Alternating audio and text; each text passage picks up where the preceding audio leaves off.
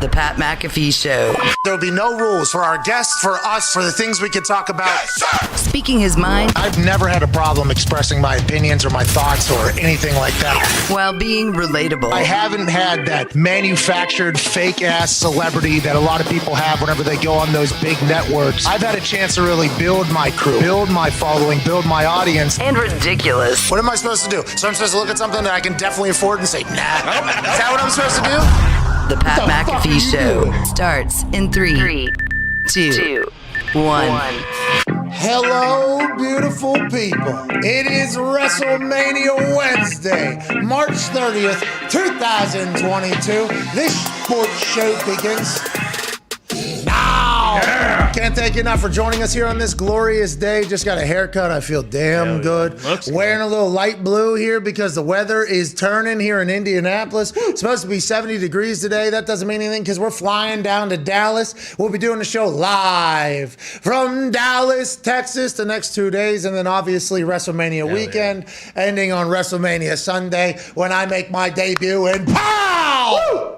Austin Theory, right? Kisser. I'm looking at that thing early. I will say, last night I boxed 3 different opponents in the outclassed level of the Oculus Thrill of the Fight boxing. It is very difficult. It is great cardio. And I threw 609 punches in my last fight. Whenever I say that, I'm in the best shape I've ever been in my life. I mean that. Just think about standing there and go, ha, ha, hey, ha, ha, hey, ha, hey. Times that by 60 in about 6 to 7 minutes of fighting. I felt good afterwards. I sprinted up 119 floors on the Stairmaster. I've been getting work in the ring. I am as prepared as I'll ever be to get in there, put on a show, and kick Austin Theory's punk ass. Hell yeah! I'm very excited, thankful to be here. There's a lot of NFL news that we'll cover today, and hopefully some of your phone calls on the 5-Hour Energy phone line. 1-833-4-McAfee. Can't wait to chat with you. JJ Redick joins us today. Okay. Ooh. He's been on the show before. He's awesome. Yeah. He is very good at what he does. I've actually asked him numerous questions about what I had heard about him at Duke being an absolute legend. He's told us stories. He has a great basketball mind, incredible resume. And with what's going on with Duke, UNC, and the NBA, it's perfect timing to have the old man in 3 here, JJ Redick. And also Tom Segura. Yeah, Tom Segura has, spoken up pretty loudly about comedians making jokes and getting smacked for it. Friend of the show, can't wait to chat with him. He's currently on tour. I think he does 2 different shows, one in English, one in Spanish. Wow. So he has like 2 English shows, 2 Spanish shows in almost every city. He is crushing. We'll ask him, obviously, an update on his arm. If you do recall, his left arm committed treason to him as he was trying to dunk. It went behind his back. He fell, blew the whole thing. Blew his knee out and his arm out in one fall. Yeah, he's tough. The best. Can't wait to chat with him. Jim Irsay saying stuff. We'll chat about that. I mean, that was, expected. Kind of interesting. Jim and I are almost on the same exact wavelength. And people are wondering if Jim told me to be the voice of how he felt for all this time. No. I just feel like as a Colt, I understand what the expectations are in that building. I think I understand what Jim Irsay feels about football. I think I've seen Jim Irsay watch a game, which is every single play he's living and dying with. So whenever Carson Wentz is living and dying on every single play, and this dude's watching Unitas play, Peyton Manning, Andrew Luck. He played football at SMU. He grew up, cleaning jocks is what he'll say in socks, and he's in the football world. Whenever your quarterback is a reckless quarterback, that is never a good way to win. And I think Jim Irsay knew that. I think Jim Irsay expected that. And he said that, it wasn't right. The fit wasn't right. We're excited to move on. A lot of times you don't know why, but you just know it isn't. It was important for us to move in a different direction. He knew why. Carson was too reckless. Yeah. That wasn't the only thing he said. We'll continue to break down everything Jim Irsay said, one of the most electrifying owners in all of sports. The Toxic Table is here at Boston Connor, looking fantastic. The mullet freshly cleaned up, I believe. Yes, thank you, Pat. Your hair looks fantastic as well. Thanks. A little high, a little tight here. Feeling good about it. It's going to be an 8K in a couple days. What? Ooh. Wait till you see what I'm wearing, by the way. Ooh. Excited for that. That kind of got put together yesterday. Probably should have been planning for that a long time ago. No. But I feel pretty good about it. Yeah, I feel pretty good about it. And Ty Schmidt, look what you're wearing. Yeah. A member of the Evil Empire. Wow. Hey, Ty Schmidt, congrats. Wow. This guy's a trasher. Feels good. Stop the chair from 66 in turning. honor of Super Mario and, of course, Gordon Bombay. So, yeah, it feels good to be one of the bad guys. What position love you this play? tarp. Well, basically right winger, a lot of that. But, hey, wherever you want to plug me in, I'm ready to go. I will say you will not find another office that's a bigger fan of the Trashers and the Galante family than this one. No way. Absolutely not. They were so nice to us. They were so incredibly nice to us. Now, whenever I start talking about Fago Pop at Tone Diggs, and Nick, I know you're back there. Zito is on the road to WrestleMania. Why? He's down in Dallas already Zeke. setting up the Zito production studio. Evan Foxy's here. Bubba Gumpino looks amazing back in the back. You look great, pal. Tone Diggs, whenever I was given the okay to say the word that rhymes with Fago Pop, what went through your entire soul there? Well, at first, originally, I set the balls on this guy, first and foremost. Sure. And then I immediately, I didn't because I can't, but I thought, what is Jimmy doing here? But I mean, what Jimmy says, Jimmy goes and Jimmy does. So, I mean. I don't let everybody know. I will not, say that word publicly.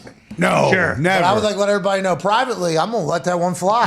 Because you can't. I was given the G card. Yeah. I was given the G card, and everybody saw it publicly by the whole thing. The Galante card was handed over to me, and 23andMe also in there. But Tone, let's talk. There's a lot of things going on in the NFL.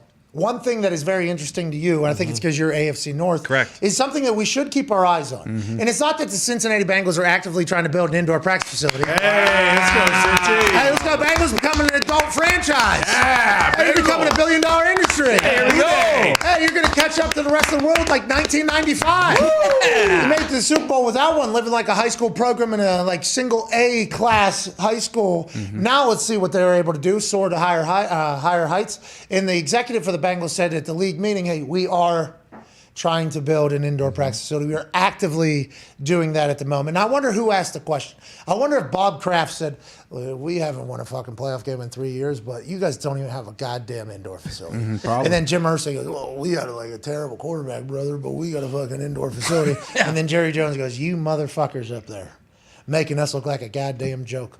Do you know that the Cricket League got indoor facilities for everybody? And then they had to defend themselves. We're actively trying to build it, which, by the way, we are pumped for. We heard 0 players from the Bengals come out and say, hey, Pat, stop screaming about the indoor practice facility. Yeah. Heard 0 coaches come out and say, hey, Pat, stop screaming about the indoor practice facility. The only thing we heard from were dumb Bengals fans who had no idea that what we were bringing to light would help your program, Yeah. Right. would help your franchise. And I'm very excited about it. It didn't mean that it wasn't a knock on the franchise as a whole looking childish and unprofessional and amateur and everything like that. Right. Sure. You might have taken it that way because that is how it looks whenever you're in the NFL, the biggest league on earth, and you don't have an indoor practice facility and you have to go use the universities down the road after the lacrosse team gets off before intramural frisbee. Right. And then you got to hope that you can get some Super Bowl practice in there. It's 2022. Figure it the fuck out. I'm happy to say that they're doing that. Congrats to the Bengals. Here we go, boys. Also in the AFC North, Lamar Jackson is still on his first contract. He is not extended. He is not renegotiated. And Biscotti came out and said at the league meetings, he said it's hard to tell Lamar Jackson, hey, you got to get in here and get this thing done. With the way his quote read and sounded, the Ravens would like to extend Lamar Jackson to a long-term deal. Now, Steve Biscotti also talked about how pissed off he is about the Browns giving $230 million guaranteed to a guy that hasn't won an MVP, to a guy that hasn't played in a year, and also has an immense amount of baggage on the side because now Lamar Jackson, his mom, his people are like, oh, that's what Deshaun got. Interesting. That guy won 4 games last year. That guy hasn't won a playoff game. I've won a playoff game. I'm MVP. I'm in the same division. This is where we're setting the bar. So Biscotti understands that kind of offsets everything, especially with the guaranteed money. But it sounds like they would like to do a deal, and Lamar doesn't. Your take on that at Cowboy Diggs? Yeah, the exact quote was, Eric can't keep calling him and say, hey, Lamar, you really need to get in here and get this thing done. And you would think after a quarterback in the same division did get the $230 million guaranteed that Lamar would be chomping at the bit to get in there and get an extension done and be saying, like, I deserve something along these same lines, 200 plus maybe guaranteed. But why isn't he going in there to do it? Yeah, you'd think if you could just walk into an office and get $250 million guaranteed. You would. Yeah. Easy. That's something I think a lot of us would do. Yeah. But I don't know if Lamar Jackson is necessarily driven strictly by numbers. I don't think he's necessarily driven strictly by money. And the immediate question is, does Lamar not want a long-term deal with the Ravens? Whoa. Hold the phone. Bubba Gumpino smiling like the butcher's dog in the back. Bubba Gumpino is ran with an entire angle that Lamar wants to come back down to South Florida. He's a South Florida boy. Yeah. The Dolphins are going all in. Let's win some Super Bowls for the hometown team with the hometown kid. Is that what's happening? Or is Lamar building up every piece of leverage he possibly can? Deshaun Watson just signed for $230 million guaranteed. There's going to be another quarterback. Kyler Murray's about to sign for something. If he waits a couple more quarterbacks, his number's only going to go up. And with Amazon being in the game, Apple allegedly trying to get in the game, Google trying to get in the game, this salary cap's only going to climb. So maybe he is just trying to utilize every piece of leverage. Or maybe, Gumpy, he does want to go venture somewhere else. And why wouldn't it be Miami, I guess? Makes sense to me. I mean, I love Tua. I want to see how Tua does, but Oh, what's this all about? Oh, here we go. Tua's our guy. Never Tua's been our told guy. he's our He is our guy. guy. But I Unless mean, Lamar's Lamar our Jackson rival. to Miami makes sense. Yeah, well, Lamar Jackson come to Indianapolis. I think there would be 26 teams. Yeah. Probably they'll be like, we can get Lamar Jackson? Yeah. Okay. Yeah. Bring him home. Only one of those teams has, 3 top 100 linemen, though. Indianapolis Colts. You got him right. Is that a compliment to the Colts? Oh, yeah. After what Jim said yesterday about Jacksonville and about Carson, I'm all the way back here. I'm still pissed about paying for the stadium, but I'll put that to the side for now. But you like the fact that Jim Irsay came out and said, hey, Jacksonville, no offense. You're the worst team in the league. Yeah. You guys stink. I mean, you guys sorry. are terrible. Yeah. We have to beat Jacksonville. I don't even know what the fuck could potentially be going on. Is basically what Irsay said. It looked like he was in a hotel in a one-on-one interview. I think it was with Zach Kiefer. I don't know exactly who it was. I follow at Colts Militia, and they had just a piece of it. Right. And they cut out whoever was doing the interview. Yeah. I don't know if the journalist is going to enjoy that at all, but I saw Irsay sitting basic ass chair in a hotel room cutting promos. He said, yeah, we can't lose to Jacksonville. It's not the right fit. We had to move on. We had to get out of here. And everybody took from what Jim Irsay said, oh, this guy hated Carson Wentz. I don't think it was ever personal between Jim Irsay and Carson Wentz. I honestly believe that nobody gives Jim Irsay enough credit for understanding football, knowing football, and being dialed in for football because he's been around it his entire life. The guy became a GM at like 32 years old or something like that.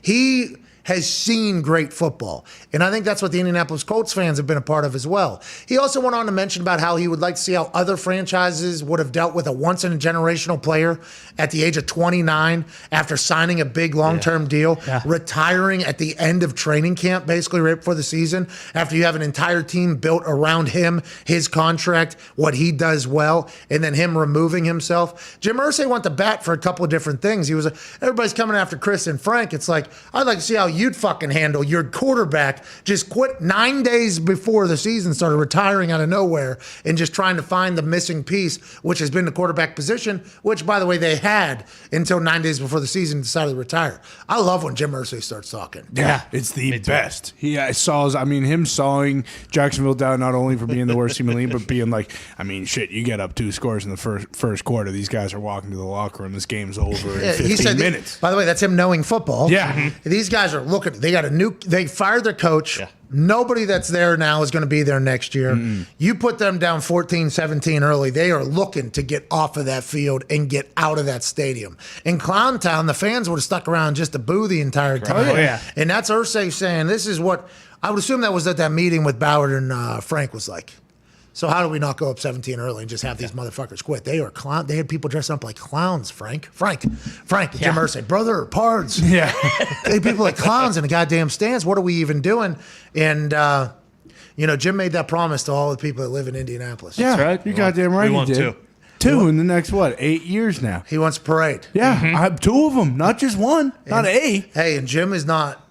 He is not. He said we're going all in, and everybody was like, "Oh, we haven't done a goddamn thing. All free agency, a lot of big names off the board." Brings in Matt Ryan, and allegedly there's a veteran defender that he is all in on. Yeah. So is that Tyrann Mathieu? Is that Gilly Lock? Who is it? He said we just got to see if it fits our culture, fits our scheme. But there's 2 guys we think we'll be able to go and get. Jim Irsay was talking in that interview. Oh, yeah. Yeah, and it feels like that they might go and get that guy because they still have, plenty of cap space. And with Julian Blackmon back there, they're going to be set for a long time if Honey Badger comes as well. Do you think if Carson beat the Jags, even with how the season went, that he would end up getting rid of them either way, even if they made the playoffs? I think they make the playoffs. He can't. Yeah. Okay. So I don't know if, and I've not talked to Jim about this, but everybody, because I'm associated with the Colts, assumes that everything I say comes from somebody in the Colts. It does not. And believe me, Chris Ballard wouldn't talk to me either whenever I was fucking. Yeah. I mean, there was a lot of things. Chris Ballard wasn't chatting with me. I don't think Frank was there for a while. I'm not 100% sold that Carson was ever Jim Irsay's guy. Mm-hmm. Like, whenever they broached the subject of Carson Wentz to Jim Irsay before the season, there's just been rumblings and rumors of people that he wasn't necessarily all in. Like, hey, this is not a good idea. It ended bad in Philly. Mm-hmm. He's not healthy. Who knows what the reason is? But with this program, with this franchise, with this team we have. So I think there was a little convincing that had to be done to Jim Irsay to get Carson Wentz on the team. So then Carson Wentz gets on the team and he takes like $30 million of Jim Irsay's money and he's playing and Jim's watching this guy play. So not only does he get hurt in training camp with a foot injury that he's had since high school that makes him miss time, which is not a great start because injuries were a worry coming in. Mm-hmm. Then the vaccination thing happened where he wasn't vaccinated, which potentially helped other players on the team to be like, well, he's not vaccinated, so I'm not going to be vaccinated, which then caused the Arizona Cardinals game that took place, which could end up terribly, especially with how close we were to the playoffs. And Jim Irsay, while he was performing in Nashville before the Tennessee Titans game for the Jim Irsay Collection, which is a museum, he had ZZ Top playing. Oh, yeah. Incredible. Dude, it is like a great show, I would assume. We haven't got the chance to go to any of these, but I think they're incredible shows. He was interviewed afterwards, and he was like, well, our quarterback's hurt, and he's not vaccinated. So you kind of heard, and Jim's never like that, by the way. He's all about ball, like, hey, let's win, let's support these guys. So when those comments came out of his mouth about the quarterback, I think I and everybody else that's been around the Colts organization was like, oh, Jim's not necessarily in on this guy. I don't think all in.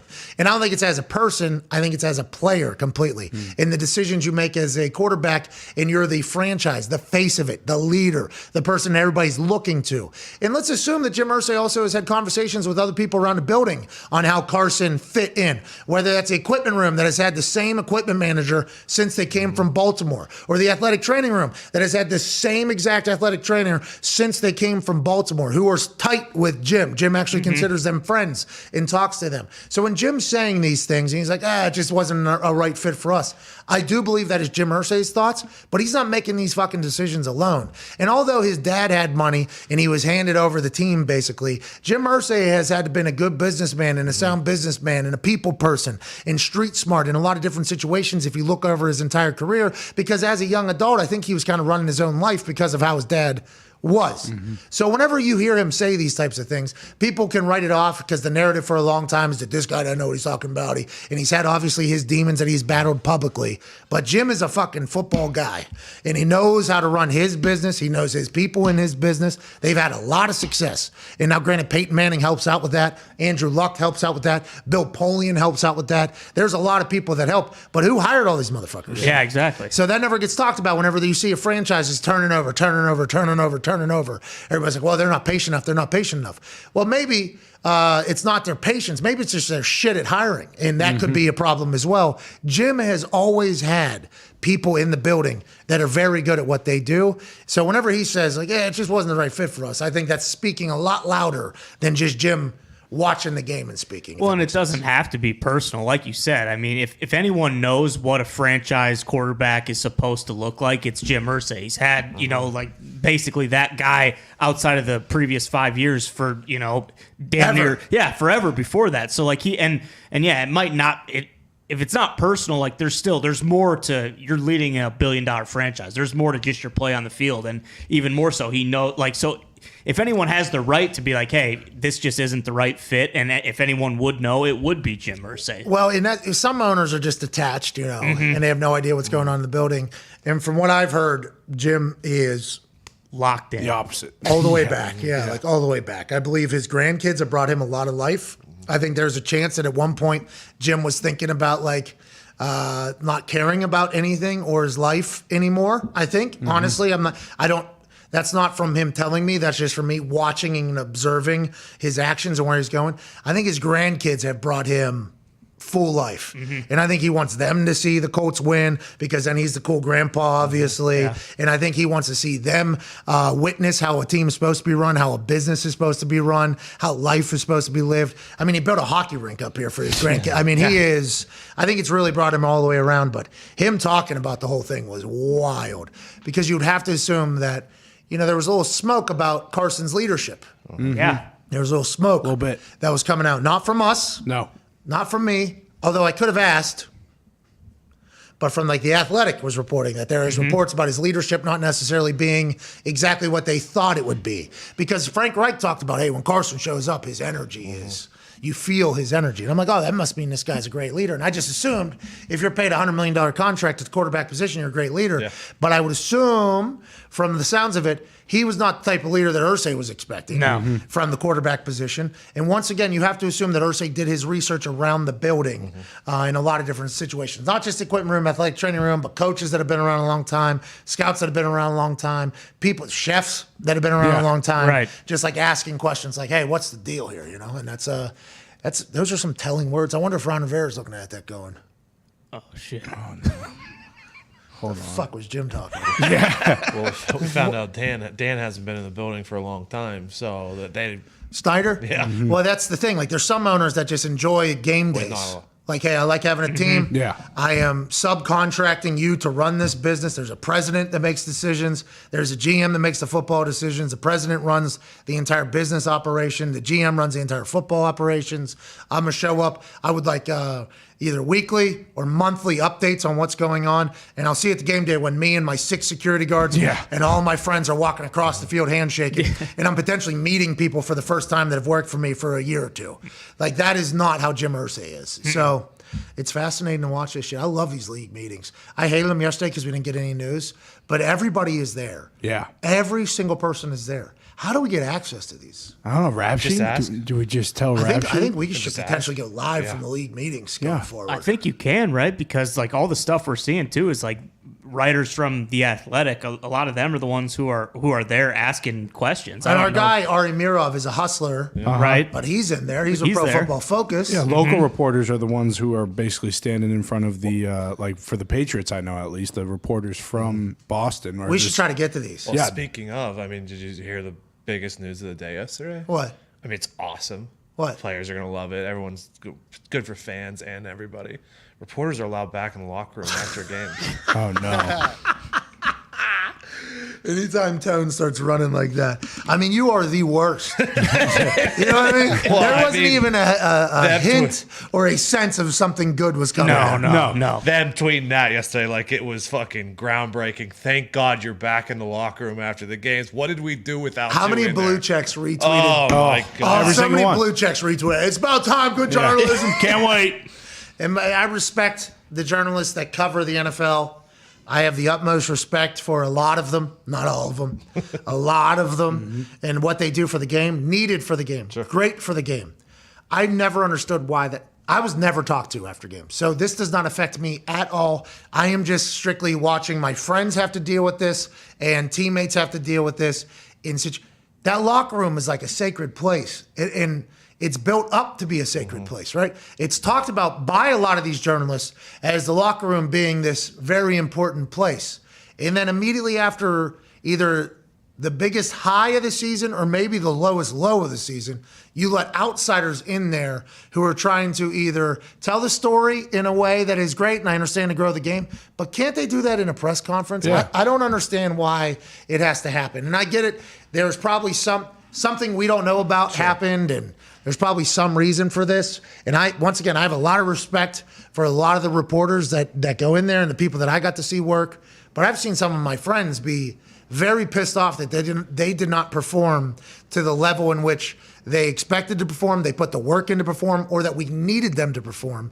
And then you got some punk fucking asking a question who we've never seen before. This is maybe from another city, who doesn't know my friend at all, just trying to get this person to say something that can go. And then all of a sudden you got 4 days now, you got to deal with this backlash of this bullshit. It's like, is there not just a way that we could handle that? Although the media loves getting in there. There was a way. We did the last 2 years, and I feel like we got just enough. We got enough information just doing the press conferences after the game. We're a very pro player show, I think. Yeah. because former player runs it, Uh-huh. and other former player who's a freak athlete. We were reminded of that yesterday, which we do forget every time we call him a punk and a bitch and an asshole and a scumbag and a Still all those things. asshole. Very, very athletic. But we're a very pro player thing. I don't know if anybody's ever spoken publicly about, like, why is that a thing? Because all the people that love it are the same people that were reporting that was a decision that was made yesterday. Yeah. To your credit and to your point there, like, nobody cares that you guys are allowed to go in there. Like, nobody. Yeah. The press conference clips are just as good. Yeah. And, like, if they wanted the pissed off player, you're still going to get a pissed off player at a press conference situation, and there might even be a better moment for you. Like, I think people love the corner of the locker room, half dressed outburst that happens. And as somebody that posted a photo from the locker room, listen, I don't think there should be any cameras in there. All right, I should not have had mine in there. I was told that in a very large fine that I should not have mine in there or whatever. But that's one of those things. That locker room is awesome. It's a very cool place. After a win, it's cool because everybody's happy. After a loss, it's cool because there's not a lot of people on earth that can understand what you're going through other than the people that are in there. And by the way, not everybody in there can even understand what you're going through because a lot of them were maybe hired like 2 weeks ago, a week ago. They have no idea about what you have been through training camps and through the off season and through the draft and injuries and everything like that. And there, you hear coaches talk about the 5 minutes. Like, you get that 5 minutes before the media comes in or whatever it is. It's like, why is that even a thing? Like, that should just be an all-time thing. I just got a text message from Frank Moraldo. Here we go. Okay. Unfortunate. Man, let's get to a break. No. Also, we're pro player because of, like, you share your perspective and experiences that not a lot of people are privy to, and we get that side of it that I feel like most of the time it's just watching those clips where they're trying to get a rise out of a player, and then those people reacting to that instead of, like, the actual psychology and, like, mental the human aspect of it. Exactly. Well, and the guys get paid a lot of money to play a kid's game. I get it. It's like a king's ransom for a kid's game. Whatever. I get that completely. But also this money, has to last a lot of guys their entire lives. They go through a lot of shit too. A lot of guys are coming from next to nothing to where they get to. The amount of pressure they feel on a daily basis. And if our show can be a little bit of a glimpse into the humanization of these athletes, I'm kind of proud of that. Yeah, I didn't get to play a kid's game because I worked harder than anybody else who played that game. Well, and also, can we still just have game on the end of it if somebody's making a lot of money off of it? Because then it immediately becomes business. Bingo. Profession.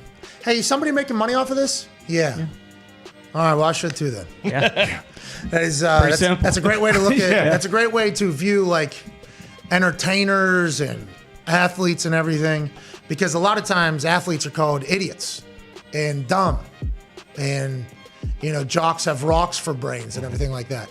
But then whenever they make a business decision and do something, they're selfish, they're assholes, they're this, they're that. It's like, well, maybe they're just making a good business decision here because they know that somebody else is making a good business decision at the same exact time as they are for the same exact pot that they're getting. It's a wild thing. The game is a beautiful one. That's why it's only growing. The drama, the action. It's the best fucking sport in the world. By far. Bar none. I love it so much. I think we talked about this last week because hooligans are wild. The soccer atmosphere is awesome. Herbstreit talked about how college football is like the closest to European soccer atmospheres and everything, and I agree with that. Imagine if they Yes. had American football. Yeah, it'd be wild. Super Bowl in London. Dude, those flares. Yeah. Well, the Super Bowl in London would be insane, but it would also be because in soccer, their teams like represent their city. Like we're going to war for our city right now. In football, American football, like that. Like I think football is the closest to my city versus your city. But the fans don't necessarily always act like, hey, this is a war. Soccer feels like damn near every game. Like, hey, if that city beats our city, we lose our city to their city. Well, Rogers' retinas would be burned out if that's how. What is the deal? What was going on there? Fucking Mo Salah, dude, getting laser pointers in his eye. What amateur Bush League shit's going on? Is this the World Cup qualifier? That's Senegal, baby. I saw a video of a guy from the top balcony with one. He was focused, too. He showed up. It was game day for him, too. Mo Salah blasts a a penalty over the net. First he's missed in a very long time, my friend. And right before, I thought the video was glitching. Yeah. Because there's so many green laser pointers in his eyes, his face, his neck, his chest. There's a couple bad shots, too, hitting down here at the belly button. Those motherfuckers should have quit as soon as they found out that they couldn't hit the face, but there wasn't even a thought of stopping the lasers. Unbelievable. I thought it was like a joke Me at first too. almost. Like, That's real. oh, never mind. They're not going to the World Cup now. What a fucking joke. You kidding me? Home field advantage, baby. That wasn't a friendly. No. That was to go to the World Cup. One of the best players in the world doesn't get to go play in the World Cup now. Because he had 14 laser pointers in his eyeballs while attempting a penalty kick. Now, should have fucking made the kick. Make the kick. Yeah, You should Jesus. be able to make it with your eyes You've done it closed. a million times. Top shelf. That's where he was headed. Yeah. But I do believe there's a chance. Just like when I was doing the kickoff for the Super Bowl, and all those flashes were just going crazy, and I'm like, is my dick out right now? What is going on? And then you realize, no, this is like a photo that people are going to remember forever. That was a bit distracting. That being said, still hit a pretty good ball in play, pretty good. Wasn't the worst kickoff in the Super Bowl history. Wasn't the best, but that's all we're That's all you're looking for. Mm-hmm. That's right. I mean, get the guy a pair of shades or something. Yeah, but did anybody think about like the ref? Yeah. We will not continue until every person puts a laser. That wasn't even a thought in the ref. No. The ref was staring He was at. fucking blasting him in the eyes as well. What if the ref would have came over to his ears and just started blowing the whistle? Can you do it or not? That's like training. Yeah. That's like training for pitchers and kickers and stuff. Like, we're going to yell, we're going to throw shit in front of you. So in the game, it's easier. It's like, Mo Salah's like, I have never seen a green laser pointer before. Jesus. All right, we're back in 4 minutes with some phone calls on the 5 Energy phone line. Also, some updates on what's going on around the sports world. Shout out to Zito and Bruce on the road. Hope you guys are good. We can't wait to get to Dallas tonight through the weekend. Let's enjoy this life. We'll see you in 4.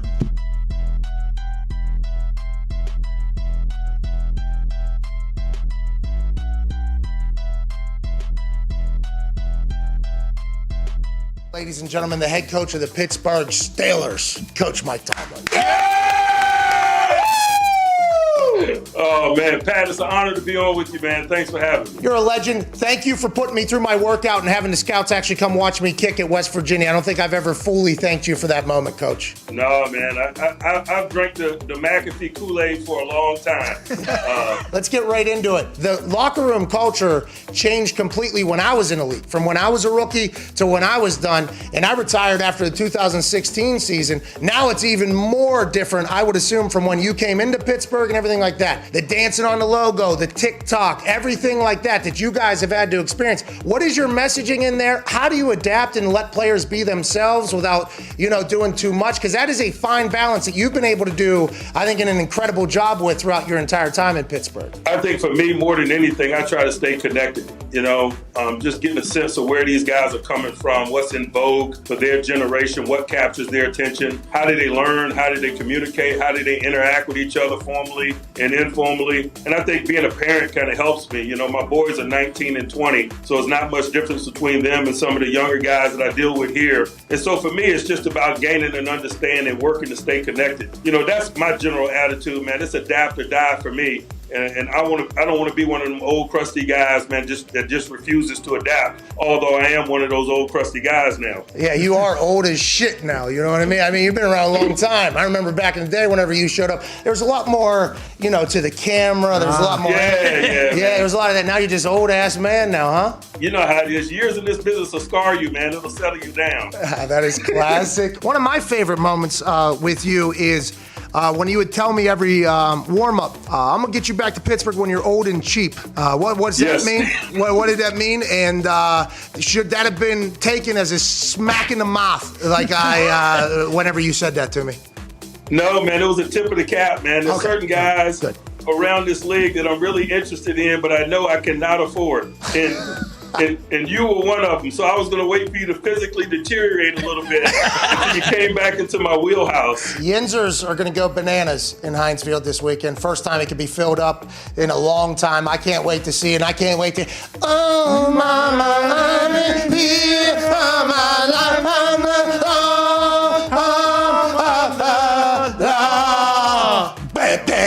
Is that your alarm clock? Yeah, just say yes, by the way. Yeah. It's my ringtone. It's my alarm clock. We appreciate you, Coach T. Last question before we let you go.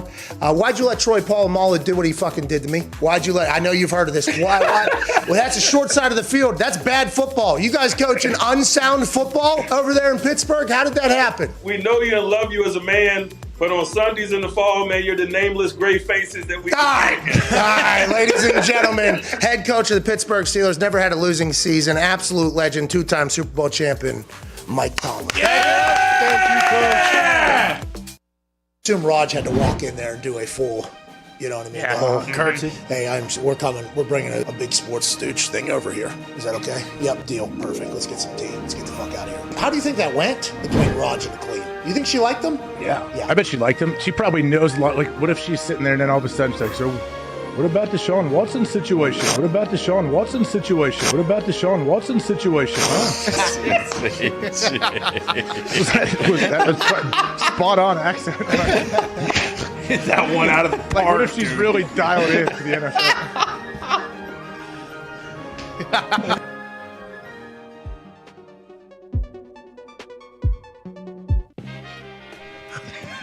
I like that.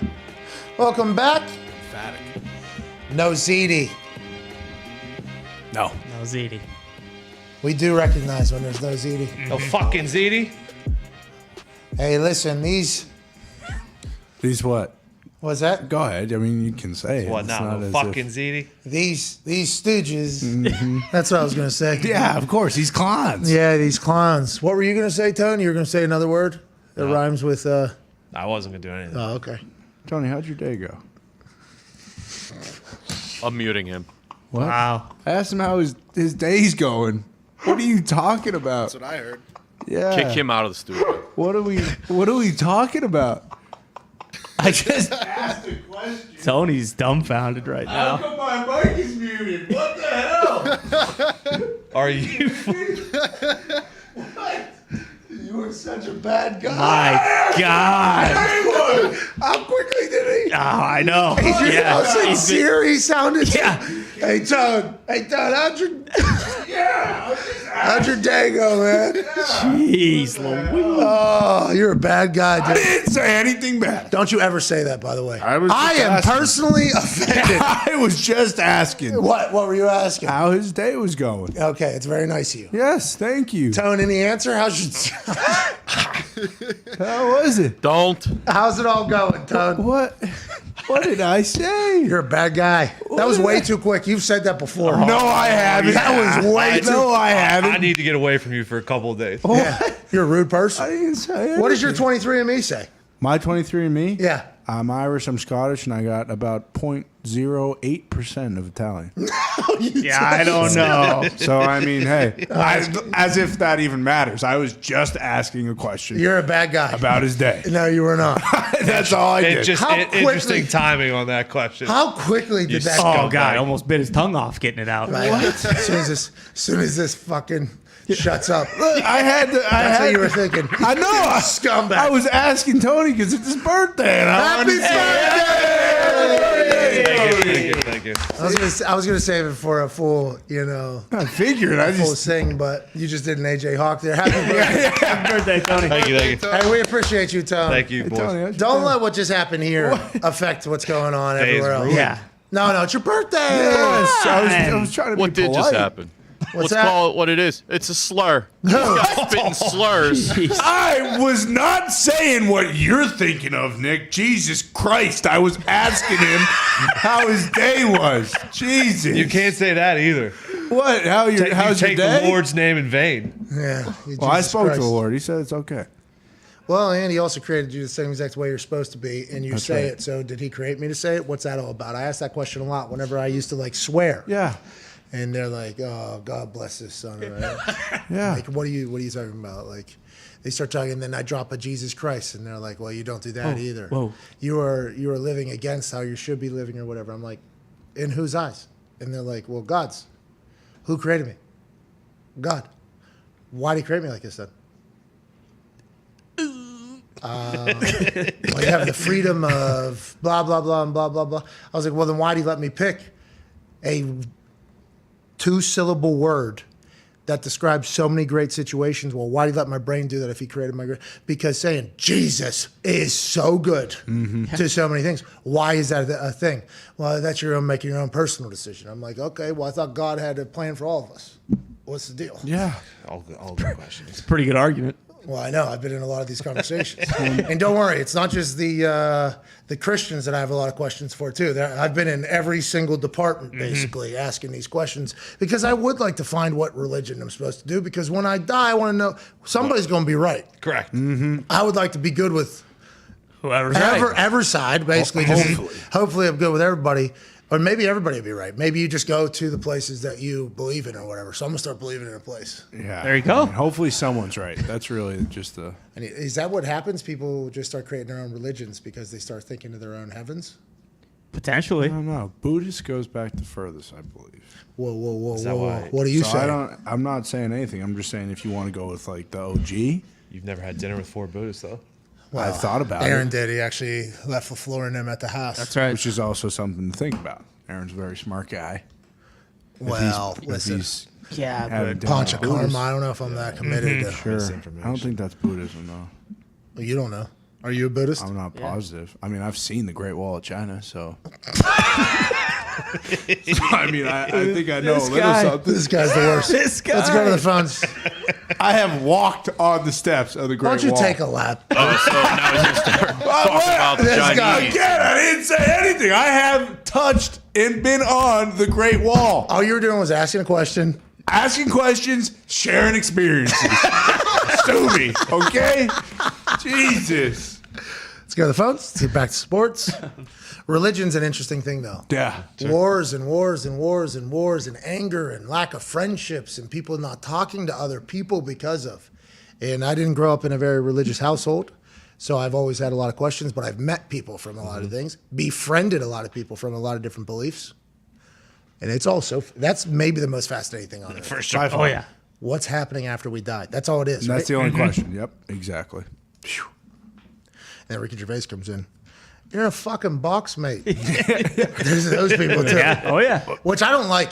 I don't love that either. Yeah. I'd like to think that there's something. Yeah, me too. Well, I think that is why it's very appealing because it's the answer to the age-old question that everyone's been wondering since the beginning of time. What's that? But what you just said, what happens when we die? The finality of the box something is has tough. to happen, right? I would assume You something think- has to happen. I don't know. I'm not positive. I hope for sure. See, I'm just keeping my optimism open. Yeah. Like something Right. has to happen. Excited to hear what is the one that I'm like, yeah, that makes the most amount of sense. Well, that's what a lot of people say about religion, too, is, hey, it's damn cheap insurance if there is, you Yes. know, something after. And then people say you don't get super religious until you stare down death. True. I will say on that flight the other day, True. none of us prayed. So No, I didn't actually. yeah, none of us even thought about it. So Said one to When myself. the Did dawn, you? when the dawn was darkest, I did not. So whenever you had that shirt over your were head praying? and you were telling me to get the camera out, I was Quick Hail Mary. full of Our grace. Father. I did not have time for an Our Father because I was very scared. That is a little long. So Hail Mary and Our Father are different. Yes. Yes. Our Father, who Art art in heaven, hallowed be thy name. Thy kingdom come, thy will be done, on earth as it is in heaven. Give us this day our daily bread. Forgive us our trespasses, as we forgive those who trespass against us. Lead us not into temptation, but deliver us from evil. Rise Amen. the kingdom, power, and glory for the forever. kingdom and the power and the Glory, yours now and forever. Amen. Amen. That Do last not- part's kind of Do not pray for winning. God willing, we shall. Very quick. Amen. Amen. By the way, Tone just did the football prayer, which is what I was doing as well with you guys. Yeah. You went to Catholic school, though. Yeah. Had to say that? Oh, yeah. You bet. So I just, I only know from football. yeah, bingo. Everybody take it in. I'm in the back. And Touch somebody. Touch somebody. yeah, get a hand on somebody. And then I don't know which time I heard the whole thing that I had it down, but I think it was like the third or fourth one. I'm like, pretty good bars here. That changed when I was in high school because you don't want to impose any religion. So it's really just to bow your head and pray to whoever God you pray to. You guys. And then would there be multiple people praying? Like the Christian one comes in, Yeah. Our Father, who art in heaven, and then Switch. boom, moves on. Yeah. Next religion comes in.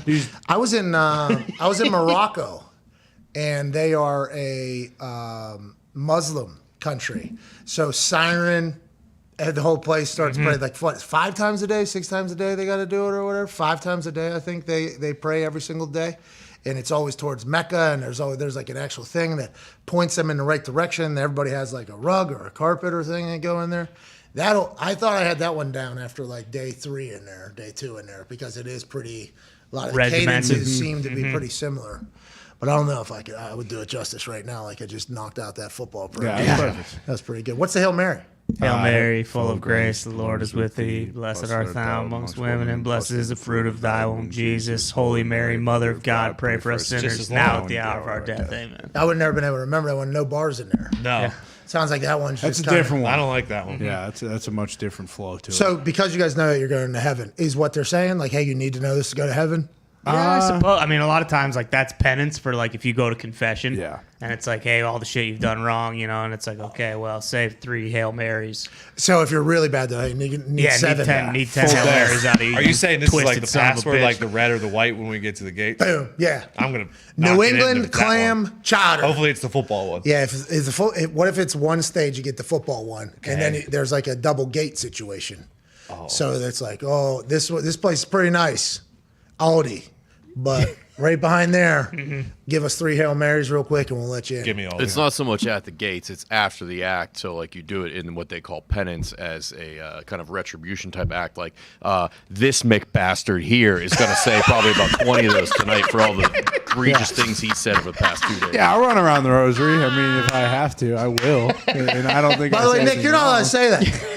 All right, I Nick? sure as hell am. I'm 2.5% Irish. That's more than both of you. Sure as hell. So we're on What the did I same say? page. He's a bad guy. You don't need to attack us. This guy. I didn't say any listen, slurs. Condoned it. I did not. I laughed out quickly. Yeah. That was so quick. I didn't say any slurs, so I don't even know what you guys are talking I would assume about. Connor has been in pretty similar situations as I have been my entire life, where there's a lot of Italians around, and I never said anything like that whenever I was. Oh, you said some things.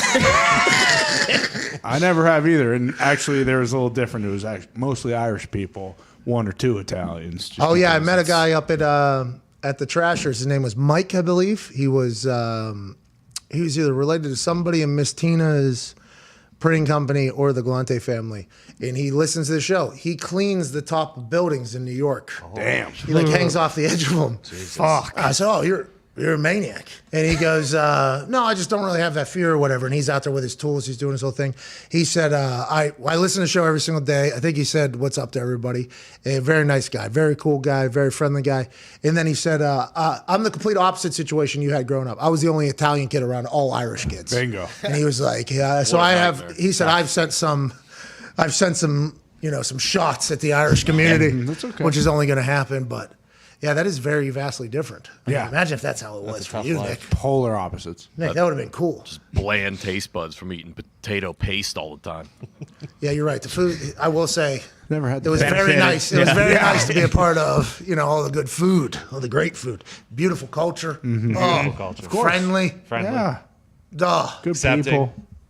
Accepting. Excepting if they know you. I feel like the Italians aren't necessarily the most like, yeah, you know what I mean? Unless they know you, then, everybody's family. Well, if they know. accept, well, as long as someone vouches for you, accepting. Yeah, you do have to get okayed. Yeah. That's what I got a text from somebody. Nah, forget it. I don't know what I'm going to say. What I'm not going to say. I got a text from somebody though that was funny, talking about, the different, like when Nick gets married, for instance, it's the East Hills Italians marrying, I think, the North Hills Italians, right? A little bit farther north, but yeah. Yeah, like out there Italians. So like, now not all Italians share traits, Sure. but not necessarily Right. the exact same. For instance, what Jimmy Galante told me, I've been told by a few East Hills, Pittsburgh's Italians, like that. Jimmy doesn't know you like we know you. All right, you need to keep that one out. All right. But it's awesome. The Italian community needs a lot more respect, I think. I agree. agree. Thank you. I honestly believe that, because the only time they're ever talked about is just bad stuff. Yeah. Mom movies. Cool stuff. Good movies. Yeah. Cool stuff. Cool stuff. Yeah, it is super cool, I guess, but there isn't like anything like, that. Pizza. Pizza, pasta. But they don't. Pizza's just like its own thing now. It's not even credited by the Italians. Like the Italians, I think, deserve a lot more credit than they actually get. That's why I'm such a. Yeah. I'm always too. looking for the gabagool. We Not all you. Me too. We all are. Not you, dude. Me too. Not you. Me You're too. a bad guy. That's what I learned. I didn't do anything wrong. I'm just asking people how they're doing. Let's go to the phones. Let's go to Sean in Las Vegas. 2 basketball arenas being built in Las Vegas on the Strip by 2 different groups of a lot of money-having people. Sean, what's going on? Hey, Pat, how you doing? Keep it moving. All right. People are sleeping on my Las Vegas Raiders. Oh, here we go. With our offseason moves of Carr stealing back Aaron Rodgers' star boy, Devontae Adams, then signing the second most violent Jones brother in Chandler Jones, re-signing Mad Max Crosby, we still got cap space and are going to claw on the rest of the AFC West. So I guess my question is, how afraid are you Mahomes and Herbert loving, Steeler, Patriots, and Colts humping clowns on my Raiders this year? Put some respect on our name. Sean, real Never quick. won Sean.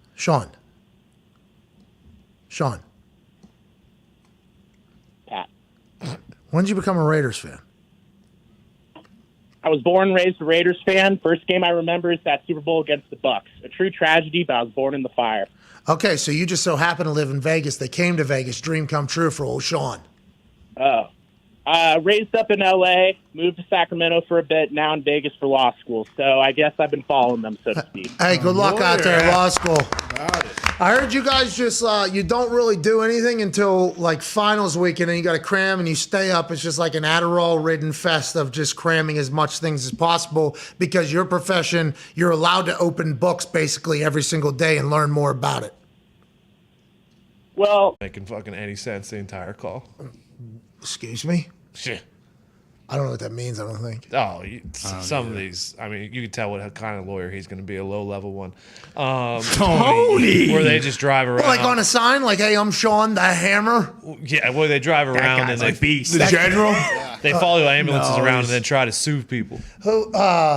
Edgar Snyder is the guy. Attorney Edgar Snyder. Yeah. Well, that guy's a legend. Well, I think I believe Sean would potentially dream of being Edgar Snyder, who is. Yeah, I think you were just going. Edgar Snyder could handle everything. Edgar Snyder is not an ambulance chaser. Let's get that That right. man handles the biggest and best cases in the city. Yeah, he's a Pittsburgh guy. No fee unless we get money For you. Pretty good. That's bargain. awesome. Hey, line. always got money though. Those commercials were seen more and more and more and more and more, and those all costed a pretty penny. Edgar Snyder was fucking moving Yeah.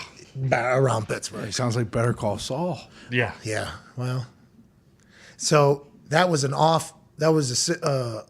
offspring Yeah, prequel. of Breaking Bad. okay, And they mix in post Breaking Bad with it as well. really? Yeah. What? Good show. Yeah, very, very good show. So it's like a continuation of Breaking Bad for people. Yeah, you could say the Breaking Bad universe, if you will. And Sauerkraut Saul is an asshole lawyer, or what is he? No, kinda. Like it's before. So his name's not Saul. Sauerkraut Saul's name is not Sauerkraut Saul yet. He's Jimmy McGill, so he actually hasn't even. It's kind of like the origin story of him. Sauerkraut Saul was a pierogi that raced. In the pierogi races at the Pirates games, Sauerkraut wheels. Saul ran a 4.3. Yeah. Damn. And what were a couple of the others there that they raced against? Pierogi Pete. The Heinz There was ketchup actually bottle? Potato Pete, I believe, and Which is- Onion. What was the onion's name? Oliver. Oliver Onion, I believe it was. Let's go. Yeah. Most basic names you can think of. Sauerkraut Saul was the guy, though. Sauerkraut Saul always got a standing O. He would always come back in the Cheese end. Chester. Cheese Chester was interesting addition to the races, but Sauerkraut Saul always came back in the end. It was good booking. It was always good booking. Something always happened where somebody got tripped or tackled. Yep. And Sauerkraut Saul would weave his way in for the victory. Booby Oh, trap. Jalapeno Hannah. That was good, yeah. Jalapeno Hannah used to Yep. get going too. She had a run. Jalapeno Hannah had quite a run. Really? She Yeah. held the belt for a while? Yeah. What's that guy's name? Freeze? Is he still Freeze. outrun Freeze. everybody? He's lost a couple times, but he mostly outruns people. So what is that? Like a 400 just straight through? 600, 900? How big? How long is that? Yeah, it's the entire warning track, right down to the. So he's just a sprinter? Right, yeah, probably. Hour 2 with AJ Hawk on either side. Ugh, almost missed it. Almost hit Nailed it. it. I had no idea how much time was left. Yeah. Yeah, music was playing, but also in the first break, I played music for 2 minutes. It was literally 2 minutes straight, so you can't really get a good guesstimation with that. So I just tried to say that you should have heard that, but also that means nothing sometimes. Yeah. Fair. Who books those, though? I don't know. Why doesn't everybody do something cool like that? question. Well, the Pirates stunk, so I guess Sauerkraut Salt was really the only star. Sauerkraut Salt, Jason Kendall, really the only stars coming out of the Pittsburgh Pirates. We're going to have Jason Kendall on this show, by the way. What? Oh, yeah. Awesome. That's what I was told. Seriously? I was told that, yeah. Who was it? Was it Milwaukee? Someone else did when they did like brats. Yeah, they and did then brat one races. of the the Pirates. president races down in D.C. Yep. Yeah. One of the Pirates players hit one assault of because they hit him with a bat. the. Yeah, he hit one of the brats with a bat. Yeah, because sauerkraut Saul. Yeah. Sauerkraut Saul used to eat that bat, get up, still win. Jesus. Everybody in section 122 wins Yeah, true champion. a Coke or something. All right, let's go to the fence. Sean, a lawyer listening. What's that all about? Lawyers are listening to the show? Apparently. Interesting. Well, he's not a lawyer yet. True. Still a lot of time to drop out of that. I just don't like how disrespectful he was to our teams. Yeah, the team. I like it. The most winning teams of the last 20 years. I didn't like how he He's a said good- clowns. Well, I think his name's Sean, you know. So, like, Throwing his own flavor. no, I think he was trying to do us, but he said his name so often he can't get to the da. You know what I mean? He Yeah, can't. right. Cla. That was a good promo. I thought it was a good call. Yeah. You don't think it was a good call? Let's do a vote. I just think if you there's- thought it was a good call, say aye. Aye. If you thought it was a bad call, say no or whatever. Nay. I think there's just been too much disrespect on this program today. I agree. Oh, it's your birthday though, so you should feel good. Yeah. Happy birthday, Tom. Happy birthday, birthday, Tony. Tony. Happy birthday, Tony. Love you, Tom. Hashtag PMS. Happy birthday, Tone. Yes. No. Yes. No, it's WrestleMania Wednesday. No. Hashtag PMS. Happy birthday, Tone. That'll be something here in the next hour we'll definitely think of. Let's go. That'll be a big giveaway. Huge. How old are you? 34. Holy shit. That's a lot. Yeah. Beat Jesus. 3,400. I don't know for that. 3,400. Joyful today because doing a lot of If giveaways. you, want, pretty if you- joyful if you the wanted last to 2 give days. me a good present, make it $34. Tom, 34 winners. Don needs to be nicer. Yeah, a couple free picks on Hammer Down. Yeah. 34 free picks. Dig said give away $34. Connor says he'll give away a free pick on Hammer Down. You guys are the best. Okay, so we'll have. All right, we'll get to a break. We do got to think of something for you. Put the great minds together. Yeah, let's do that. All right, we'll be back in like 4.5 minutes or so, 3.5 minutes. We got to figure out what to give away for Tony. Hey, happy birthday, Happy Tony. birthday, Tony. We'll be back with AJ Hawk. We'll talk football. I mean, we'll try. I'm going to ask him, though, about the what happens after you die thing. Yeah, have to. Have to. Because I'm sure AJ Hawk has thought about it. Oh, yeah. All right, back in 3. Cheers.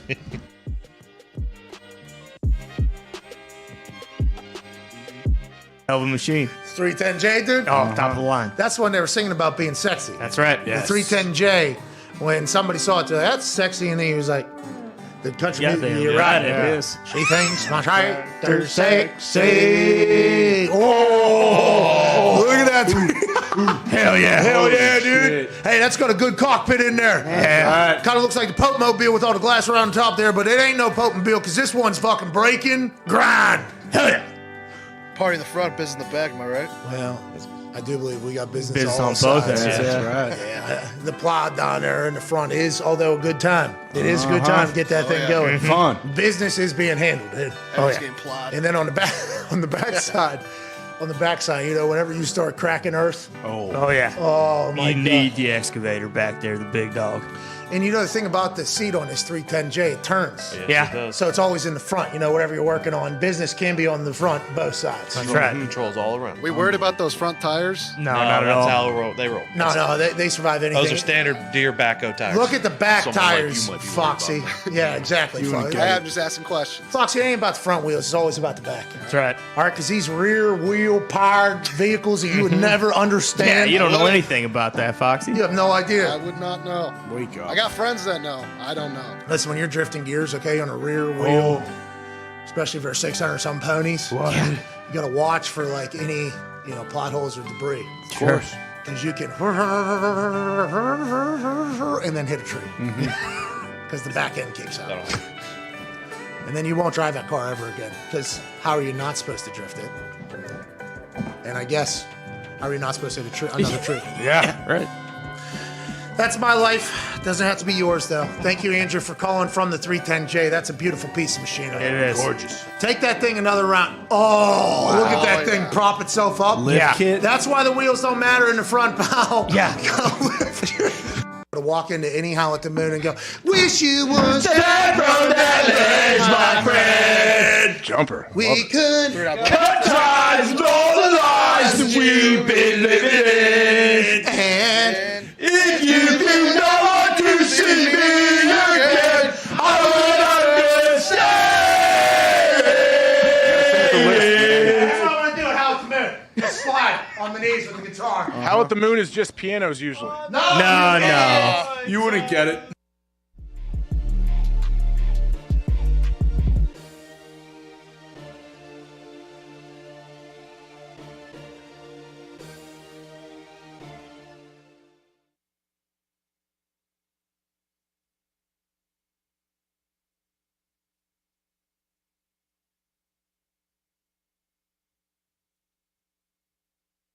Ten, 18, radio. Oh, should have kept playing that thing. We were gonna nail it. Yeah. Welcome back to. We already lost it. I mean, we're in the middle of the group. Welcome back for hour 2 here on the Pat McAfee Show. Allegedly, I mean, there's 4 eyes on one thing right now, and I don't think any of them are getting a good read on what's going on back there. We do appreciate you for joining us. Zito not here on the road to WrestleMania. We will have a Zito production tomorrow and Friday from Dallas, while the other half of the boys are here, just like it was in Tampa, with some surprise live guests that are pretty big names. Whoa, live guests. Hey, I'm pretty pumped about it, yeah. Just got a text as we were coming back live, as that video was rolling with no sound, of who's potentially stopping by the house tomorrow. Pretty good. Okay. Let's go. Couple of them are pretty good. Like Jerry Jones. No, not Jerry. That was a. The Pat McAfee Show starts in 3, 2, 1.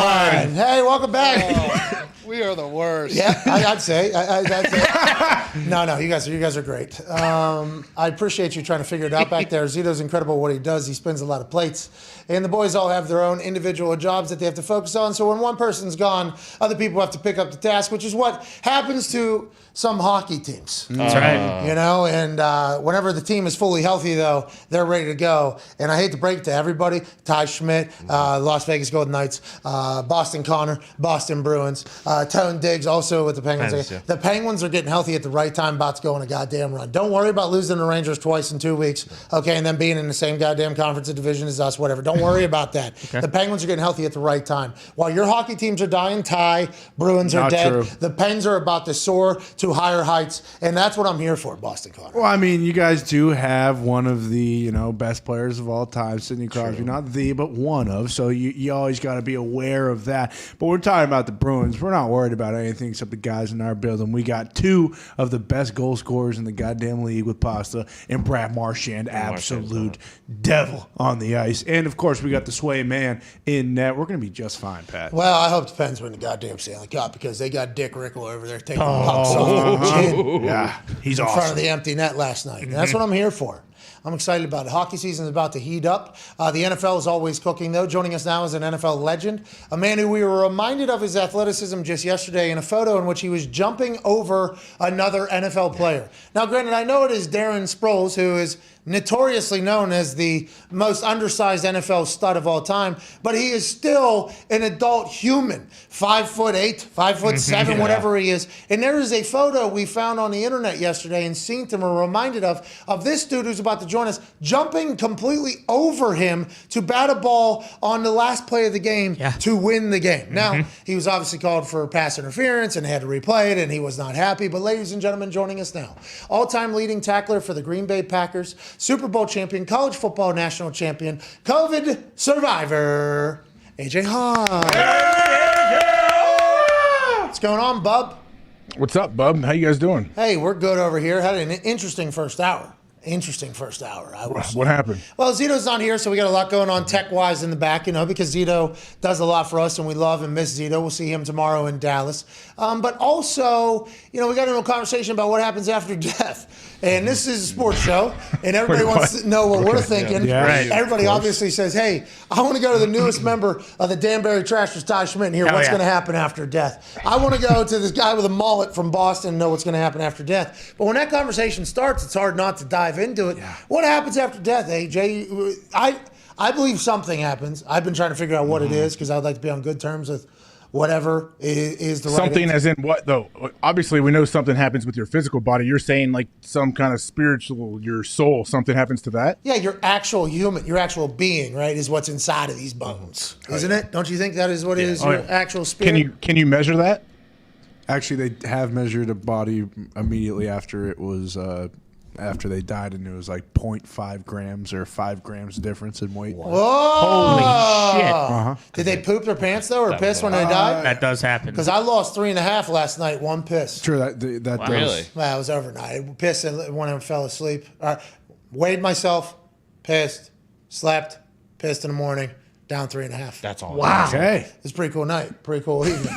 But is that what happened? Maybe they just got scared and they peed. There's a chance. I just know that's what they people consider. Like, oh, that's how much a soul weighs. Well, and you got to.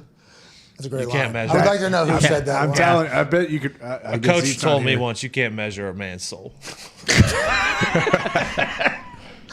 Or That's true. Or his heart. Heart, I think. Yeah, I don't know if the soul, but kind of ties all together there. I've seen it in a documentary. They go underneath that tree that has all the unobtainium underneath it, and then they take the soul and they put it back in, and there's a full prayer thing that goes on. Yep. So I've seen the soul float and go into something before. Right. But AWA, Yeah, of sitting course. under AWA. Yeah, so I mean so what do you think though? You just pivoted away from you, which was really good, really well done. But what do you think? Something happens, right? I mean, that's one of the questions that I feel like we don't have an answer for. I mean, maybe Tom Cruise and guys of that stature have an answer, but until they tell us, we are in the dark.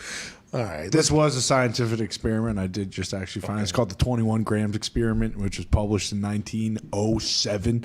A guy from Massachusetts, of course, Duncan McDougal, hypothesized. Whoa! Take it easy. See, again, I didn't say anything. I'm just, Screaming,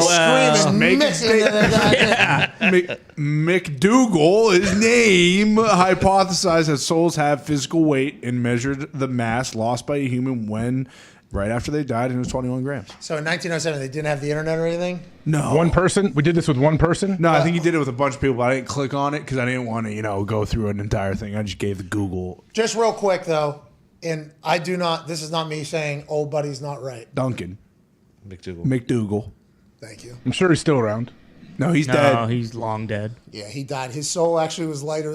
Yeah, he lost 21 They learned a lot about grams. him. They learned a lot about him when he died. His soul was a lot lighter than somebody else. This guy's got no soul. Anyways, back then, they were nowhere near as smart as we are now, right? No. I hope not. So there had to be some things that were probably wrong in some researches that we've ran with for a long time or did run with for a long time. Not saying this. No, obviously not this. 2012. And you mean current day? Yeah, like everyone's on the same page and everything is black and white, right? Like facts are facts. We've come that. You're AJ's right. having a Congratulations. We've come this far. Hey, good for us. Yeah. Hey, the information age. Good for us. I'm happy we get We to all live in agree it. on everything. Yeah, I'm happy we get to agree on this because facts are always on just one side, it seems. That's right. Well, AJ still hasn't answered your question. Yeah, what happens, AJ? What do you think, dude? I'm hoping that this may be like my 50th shell of a human that I've been in. I'm hoping I get to pop around. I don't even know it. Maybe so someday I become reincarnation. very smart. And I Okay. know I'm like, this is my 64th vessel from a different human or animal I've been in. We've heard people say that before. Like, I've been in a conversation where somebody said that straight-faced. And I was like, well, goddamn, well, they're right. Yeah. There's a chance they could be right. Like, think about how many times they just drop that on somebody and they just so happen to know and nobody else does. That doesn't make 100% sense to me. But reincarnation would be dope. I think that'd be sweet. I mean, isn't this a big reason why people join like the actual like cults that are out there and they go and they think they're going to be taken by a spaceship somewhere? Like they think they're going to heaven or to this better place. Well, as every religion, then, in that particular conversation, Well, you just can't take it to that extreme. You can't have the main dude banging everybody, and you can't be killing yourself trying to catch a UFO. You're talking about, Yeah, the extremists. that doesn't sound like that is a different level of religion. It is. It sounds like. Reincarnation-wise, could you imagine what AJ did in his last life to become freaking AJ Hawk? Did he cure something? 440 and Yeah. 265. How much did you weigh? He was a nun. 248 at the combine. 248 running a 4.4. My God. 5th overall pick, 4th player in 22 Think years. about that. 248 pounds. That's safety from Notre Dame just ran a 4.7. What's he, 220, 230? Probably. They're saying he's 250 pounds. This dude runs a 4.4. You're on all the juice. Hey, you were taking You were taking all the juice, weren't you? I would have felt and looked a lot better, I'm guessing, if I was juicing back then. You did just look kind of like standard white too, and then out of nowhere, maybe that's why he grew the hair. What, you never told me what happens when you die. I think something. So I just try to be nice to people. You're saying it doesn't just boom. go black, nothing. I don't know. I think something. Maybe you even. I hope not. Maybe you even and you get to watch what happens, and then you just kind of disappear. What if you go to another place and you get to pick an avatar from yourself, and you just live on another planet? Like I'd like to be the this version of me. Then I want to be like the 28 version of me. I want to be the third. And you just kind of go do your thing. That's kind of like heaven. You get to pick your prime, and then you just got. Oh, so you do in heaven? I get to show up and say, "Give me 21-year-old me, 34-year-old me brain, and 34-year-old mouth." It's like when there's those experiences that are recalled from people who like die and see their grandparents and all that, but then they get brought back to life. They see their grandparents. They're floating from above their body in the hospital, whatever, and they tell the story. I've read those books and stuff. I don't know. Yeah, I don't know either. All right. I like to think that Who can tell them they're a liar? Just them? Yeah. Exactly. Yeah. That seems interesting. You know how like there's a lot of people on Earth, so like that second that you die, you're not the only one that dies in that second. I like to think that you have to fight someone to the death, whoever died at the same time as you, to then get into wherever you were going. There's gonna be a lot of people there, right? I mean, is that a only one survives? Royal Rumble? Oh, Yeah, Royal Rumble, like Over the top rope? That'd be sweet. I do wonder about the line you have to wait in at the pearly gates, because there's a lot of people that Fast pass. Because you're a better person? No, because you know the Hail Mary. And by fast pass, I mean Maybe the Hail Mary is a fast pass. I mean, so like the Our Father, who art in heaven, hallowed be thy name. You know that whole thing, right? Obviously. Yeah, I grew up going to Catholic church, of course, and it's every sport I've ever played. You say it before you go out. Yeah, me and Diggs. That's the football prayer. Like that's the. And I used to love a basketball coach yell and cuss at us and freak out. All right, let's pray and get on a knee. Okay, here we go. We used to have that in college. Barwis would come in and remind everybody that the objective of the game is to kill every human on the other team. And he would use multiple profanities in the middle of his rant. Sure. And then literally immediately, at the end, everybody's yelling. It was awesome. Those were some of the most electrifying moments I think I've ever been a part of. We always chose to pray afterwards. I never, just like you said, I never understood it. When your basketball coach would yell, and then now let's pray, and then that would all happen. I'm like, I feel like we should ride this juice. Yeah. You know, I feel like this is one that should maybe come after the prayer, but then some of them, whatever the case. Let's talk a little football here. Jim Irsay basically said, Carson Wentz and us didn't work out. You ever been, like, it just didn't work out for both parties. Both people are better now. We're excited about it. Do you think that's because Jim Irsay, around Unitas and Peyton and a lot of really good football for a long time and a lot more invested in football than people give him any respect or credit for, I think personally, just from an outsider's perspective. Him saying, for us, the fit just wasn't right. I don't know why. A lot of times you don't know why, but you know it isn't. It was important for us to move in a different direction. Ian Rappaport reported from the league meetings just yesterday. He did a sit-down meeting. We don't know if it was with The Athletic, with Zach Kiefer, or somebody who was in a hotel room. He was very transparent about it all. And everybody's like, oh, he hates Carson. He hates Carson. I don't think he hates Carson the person. I just think he hated the experience of Carson the football player. Yeah, and I think he was somewhat nice about it, saying for some reason that just the fit wasn't right. It didn't feel right. And a lot of times you don't know why that's not right. I think that the part that may bother Carson a little bit is when he said, like, oh, when you look at where we were then from where we are now, like basically saying how far we've come. When you haven't played any games, you've just got a different quarterback. That's probably will hurt Carson a little bit. Yeah, he might be talking about the comfort level of the fans, maybe. And he might have been talking about after the trade happened, we had no quarterback to Matt Ryan, but in that same area of conversation, Carson could definitely take that as a shot, and the people could see that as a shot at Carson Wentz. Jim Irsay, though, so transparent, will just talk, have a good time, move along. He has to be so pumped that Matt Ryan's in the building. Like when Matt Ryan got off that plane in that suit, Jim Irsay was like, thank God. Oh, yeah. Brother, we got a fucking guy here now. And then when he did that press conference all by himself up there on that stage, by the way, there was no GM, there was no coach. It was just him up on the stage. And he was just answering every question exactly how you would hope a quarterback would answer. Give me the movie character of a quarterback at all time. That is what we're looking for. That's quarterback position. That's Tom Brady, right? Yep. Uber competitive, super dialed in, eats terrible shit to keep his body in the best shape. He is a movie character of a quarterback. Peyton Manning, movie character of a quarterback. Everything about his life was being a quarterback in the NFL. He'd do commercials. Guess who he was playing in all those commercials? NFL quarterback Peyton Manning. He just loved being an NFL quarterback, and everything he said was NFL quarterback because his dad, his brother, all his family friends are part of the NFL. Like, that is what I think every team is praying for and hoping for. And I feel like Jim Irsay said a lot of that basically in the conversation that he had, the sit down that he had in the hotel room. Yeah, and going back to what you said earlier, you were saying how maybe people don't give him like the football respect they should, like decision making, evaluating things, like looking overall at the team.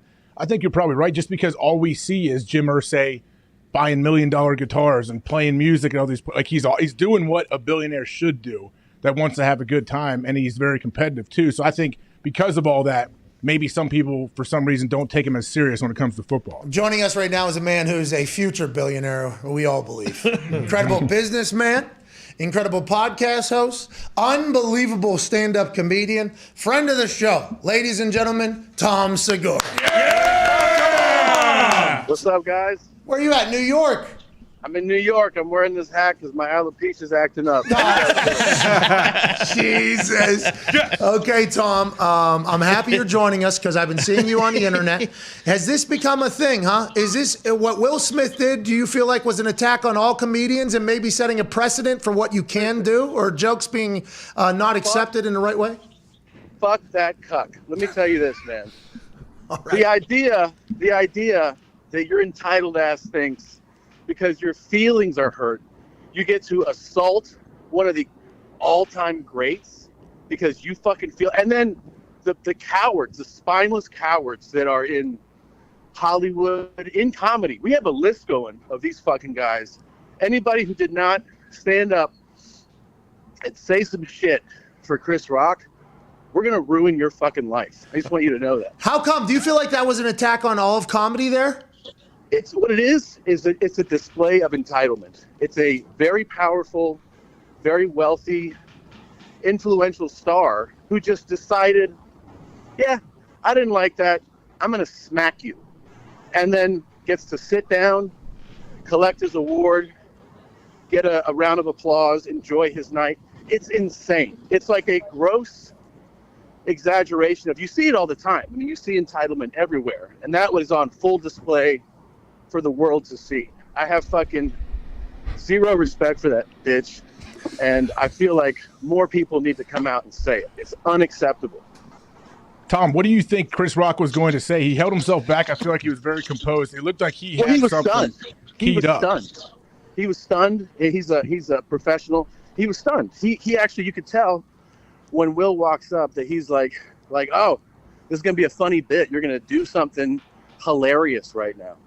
And he gets smacked and he just doesn't even know. Tom, what to do. Imagine if he walks up to him, puts his arm around him, and like they start like doing like something like that could have happened there, right? I mean, there could have been a funny bit that could have continued in that whole thing. Clearly, that's what he thinks is going to happen. He clearly thinks that's going to happen, and it's amazing that he could even recover and move on. I mean, look, dude, it's wild that guy is getting away with that, and I just, it's just entitlement. I mean, it reminds me, I used to live in LA, and you'd be like on Beverly or Rodeo, and you see these people in like Bentleys double park or be like in the handicap zone, and then a parking enforcement person would be like, hey, you can't park here. And then the person in the Bentley goes, yeah, there's no spaces. And you're like, yeah, fuckface, that's what happens. Like, go find a place to park. And sometimes the person would get intimidated and be like, okay. And then sometimes they'd be like, I don't give a fuck. Here's your ticket. And that's what Will Smith needs. He needs a big old fucking parking ticket. Okay? Hell yeah. Tom, what are you doing in New York? You doing shows? And is every comedian going to have a take on the Chris Rock, Will Smith in their bit?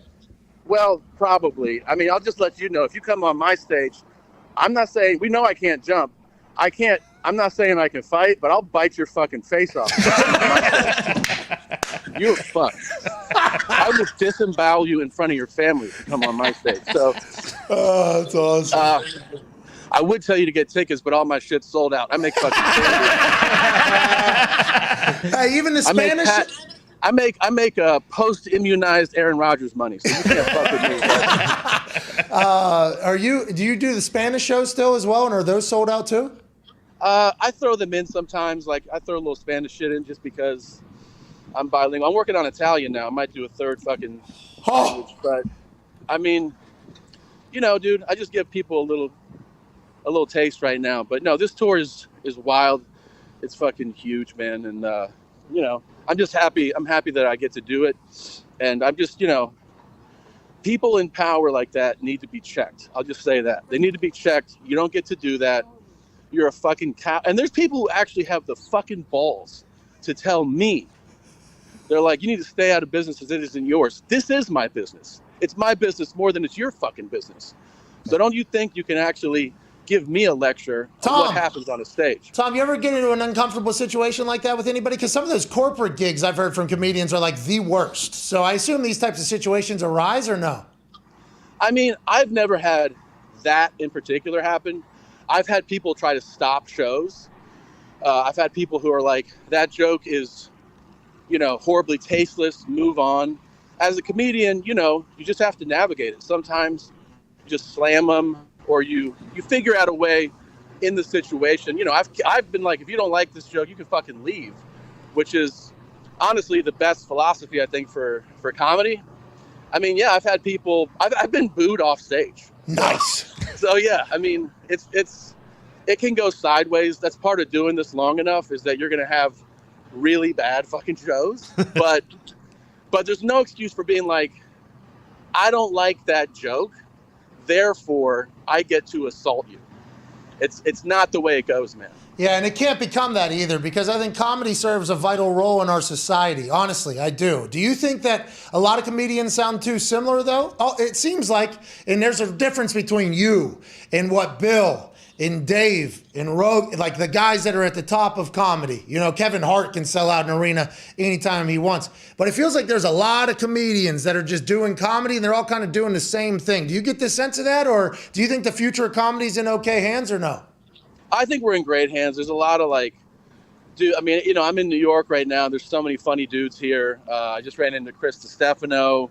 There's Andrew Schultz. Hey, Mark hold on. Norman. Hey, two things. Andrew Schultz had a 3-minute bit to open his Flagrant 2 on Will Smith and Chris Rock, and it was, it was very cleverly put together. And then Chris Stefano, he tweeted me to come on the show. I don't know who the fuck he is. Seems like a good guy. Everybody likes him, though. Is that accurate? He's fucking hilarious, dude. Him, Sam Morril, those guys are super fucking funny, and they're all blowing up. Tim Dillon too. They're super funny, and I think everything's in good hands. And yeah, there's hilarious people. There's always going to be people that sound like people just because they're trying to be fucking the next Pat McAfee, AJ Hawk. You know what I mean? No, nobody's trying to do that. Look at these guys. You guys are fucking retired. You guys can play today. Well, I got a match this weekend. I didn't know if Mystic Rick or whatever knew that. I got a match this weekend. Tom Segura. Bro, you look fucking yoked.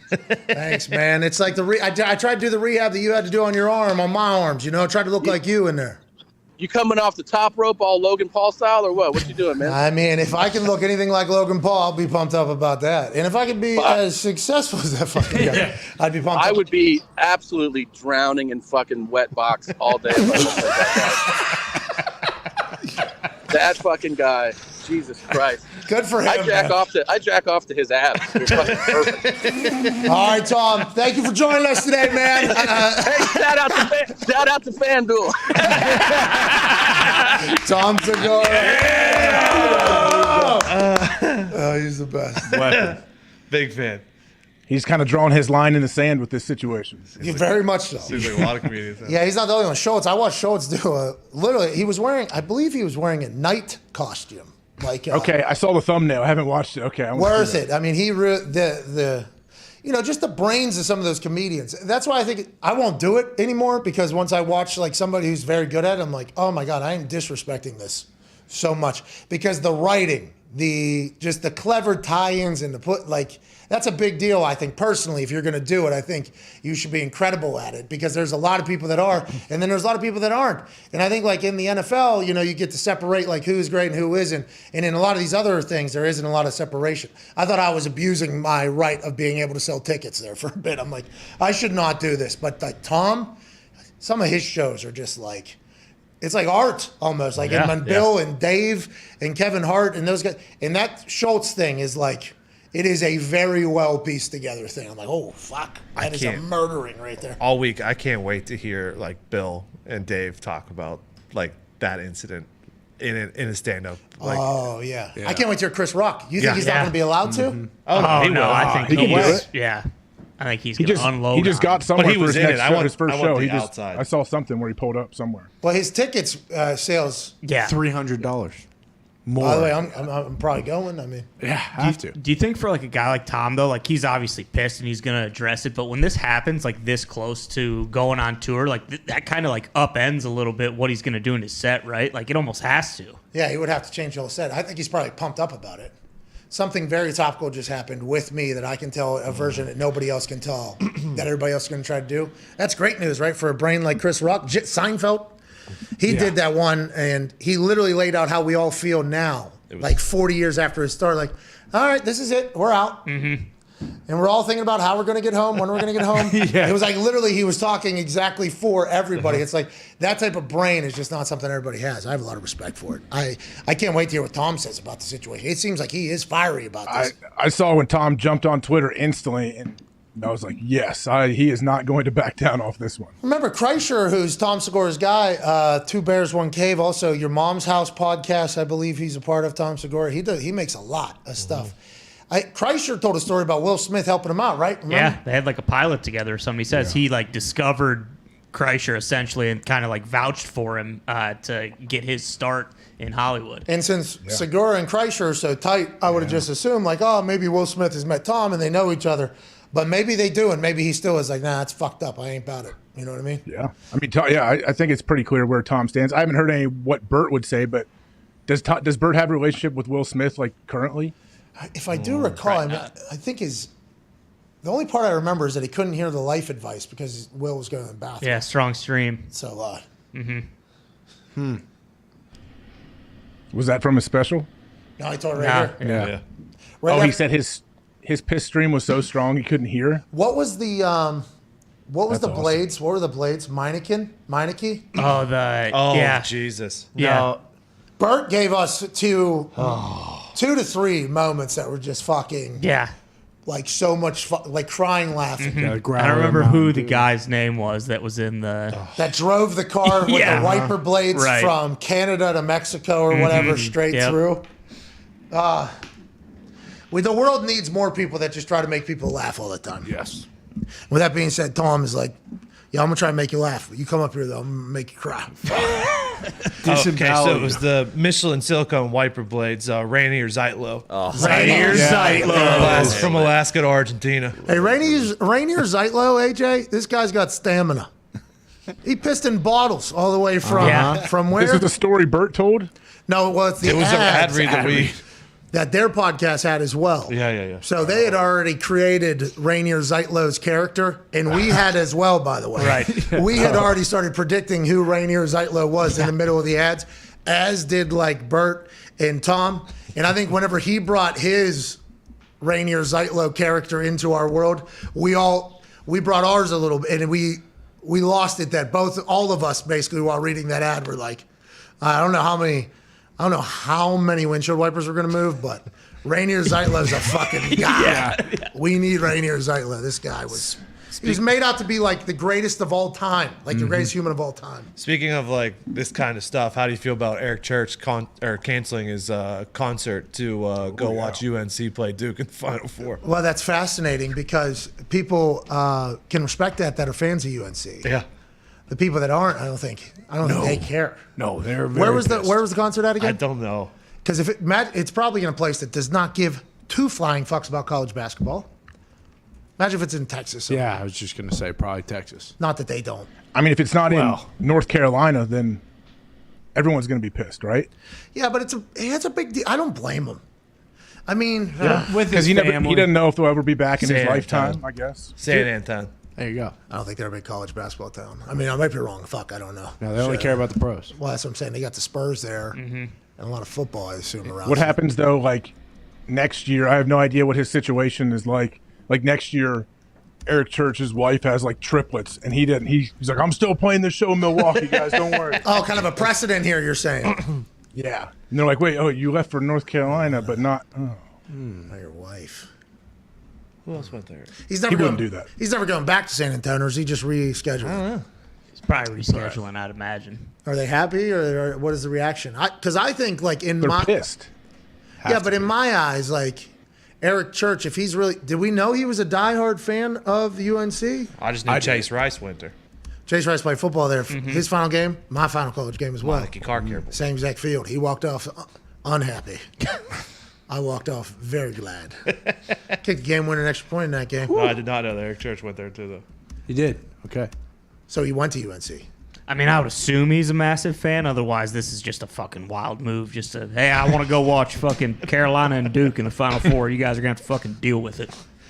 But what I'm saying is, do any of his fans... It's not even the finals, too. That's what's crazy. Like, No, it is. This is the biggest game of the tournament. They've never played each other in the tournament before. So if you are like a North Carolina fan, this is probably a massive deal. He was born and raised in North Carolina. Okay. So Went to this- Appalachian State, though, so look out for them next time they're in the finals. Hey, Appalachian State makes a run. Eric Church is canceling an entire run. That's right. Eric Church does not deserve that, okay? He does not deserve what we were saying. Go enjoy your life, Eric Church, however you're going to do it. But if his fans knew he was a massive UNC fan, probably not that big of a deal, right? Like the people that are buying tickets that would be pissed off are the diehards.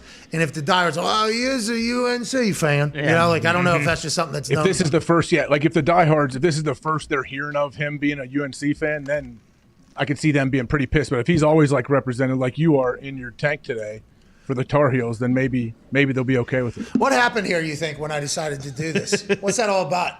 What do you mean? This whole thing. The double chains?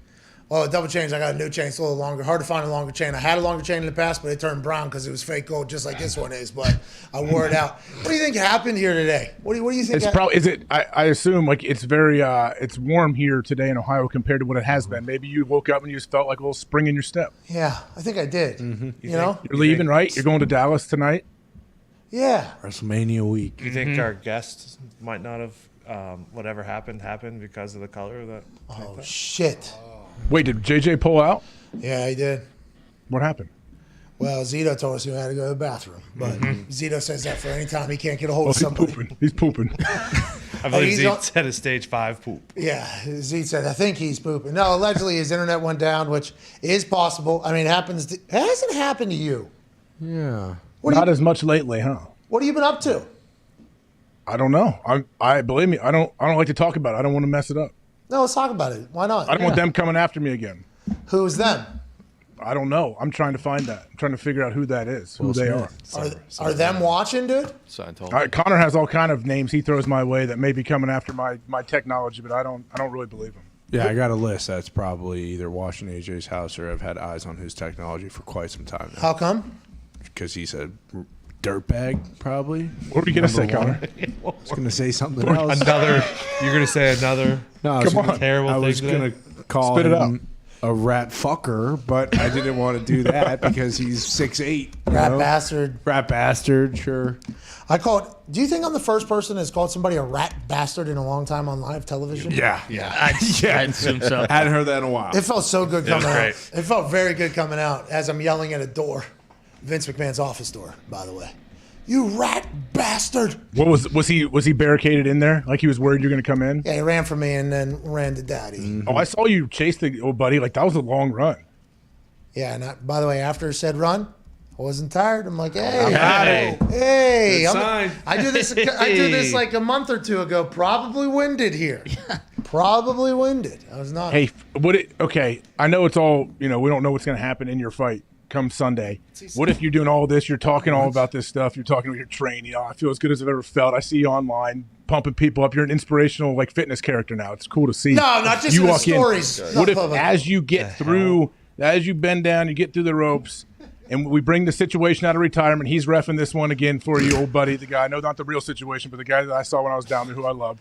As soon as you get your second foot in the hell is ring, this guy talking? he just Enzo? smokes you in the head with like a chair or just a hammer fist, and then boom, boom, out. Count to 3, and then they drag you in the back. And then like 2 hours later, they bring you back like with your jacket on all raggedy, and you're just like slurring your words of CTE for the rest of the show. All right, so This just guy. just a quick. I didn't have that all planned out. That just kind of went much longer than I thought, but I just started visualizing. Yeah, it sounded like you were fantasizing almost, Yeah. which is my biggest problem here. That is kind of my biggest. I don't problem. want that to happen. I'm just saying with all the buildup and how great You're a real feel, I hope scumbag, it lasts dude. a long time. This guy's lifelong dream, AJ. Yeah, What's your come on. deal? I'd rather prepare for a war that never comes than be unprepared. You hear me? Hell yeah. Okay, pal. Art of War. All right, put True that on to our Instagram. inspiration. All right, yeah, put that on Instagram. It has been No, fun. I get you're 100% right. I agree. Like you should be doing what you're doing. I don't want that to happen, but I'm You saying sound that like would Sam be a Roberts. memorable Yeah, match he does. for people. This is unbelievable. What are you I watching? can't wait to watch, man. You're a mark, dude. Shut up. All right, let's talk about some stuff. The Browns are in no rush to move Baker Mayfield, and it's possible they keep him on the roster when the season starts. May suit up pending Watson's playing status. They also brought in Jacoby Brissett as a backup quarterback, paid him some money. So right now on the roster, they have Deshaun Watson, Jacoby Brissett, and Baker Mayfield. Roger Goodell said just yesterday that no ruling on Deshaun Watson's playing status is imminent because they want to get to the bottom of all of the facts. So that does not mean before the season, training camp, during season, middle of season, after season, postseason, next year. He gave zero timeline on that entire thing. And remember with the Tom Brady situation, he was suspended like 2 years after the thing happened for 4 games. What would happen if he was on a different team there? Oh yeah, well, he would be suspended, I guess, on whatever team he was on. And New England would get no penalties? They fined us $1 million and a first-round pick. So he would have been suspended from whatever team, Yes. you think, if that was to take place? Well, and if he was playing But that was for any on other the field team. thing, though. That was on the field. The deflated ball situation. Deshaun's didn't happen on the field. Yeah, what if the punishment for the Patriots were, and you have to play your third-string quarterback for 4 games? Well, Because it would be like, Tom was there or whatever. we did that because Jacoby Brissett had to come in and play a couple games. And No, but I'm saying if he was at a different team, it'd be like you guys have Mac Jones right now, Yeah. and Tom gets suspended for what happened 2 years ago, and then all of a sudden Roger Goodell says, nope, you guys actually have to play Hoyer for the first 4 games because the Tom Brady suspension somewhere else. Anyways, Deshaun Watson's suspension might be 2 years from now, 3 years from now when they get to the bottom of all the facts. And they said that he won't be put on the commissioner's exemption list because this is civil, not criminal. Very fascinating in the entire situation. And Baker Mayfield, who asked for his trade and was denied such a thing, might end up playing some valuable football for the Browns at some point this season.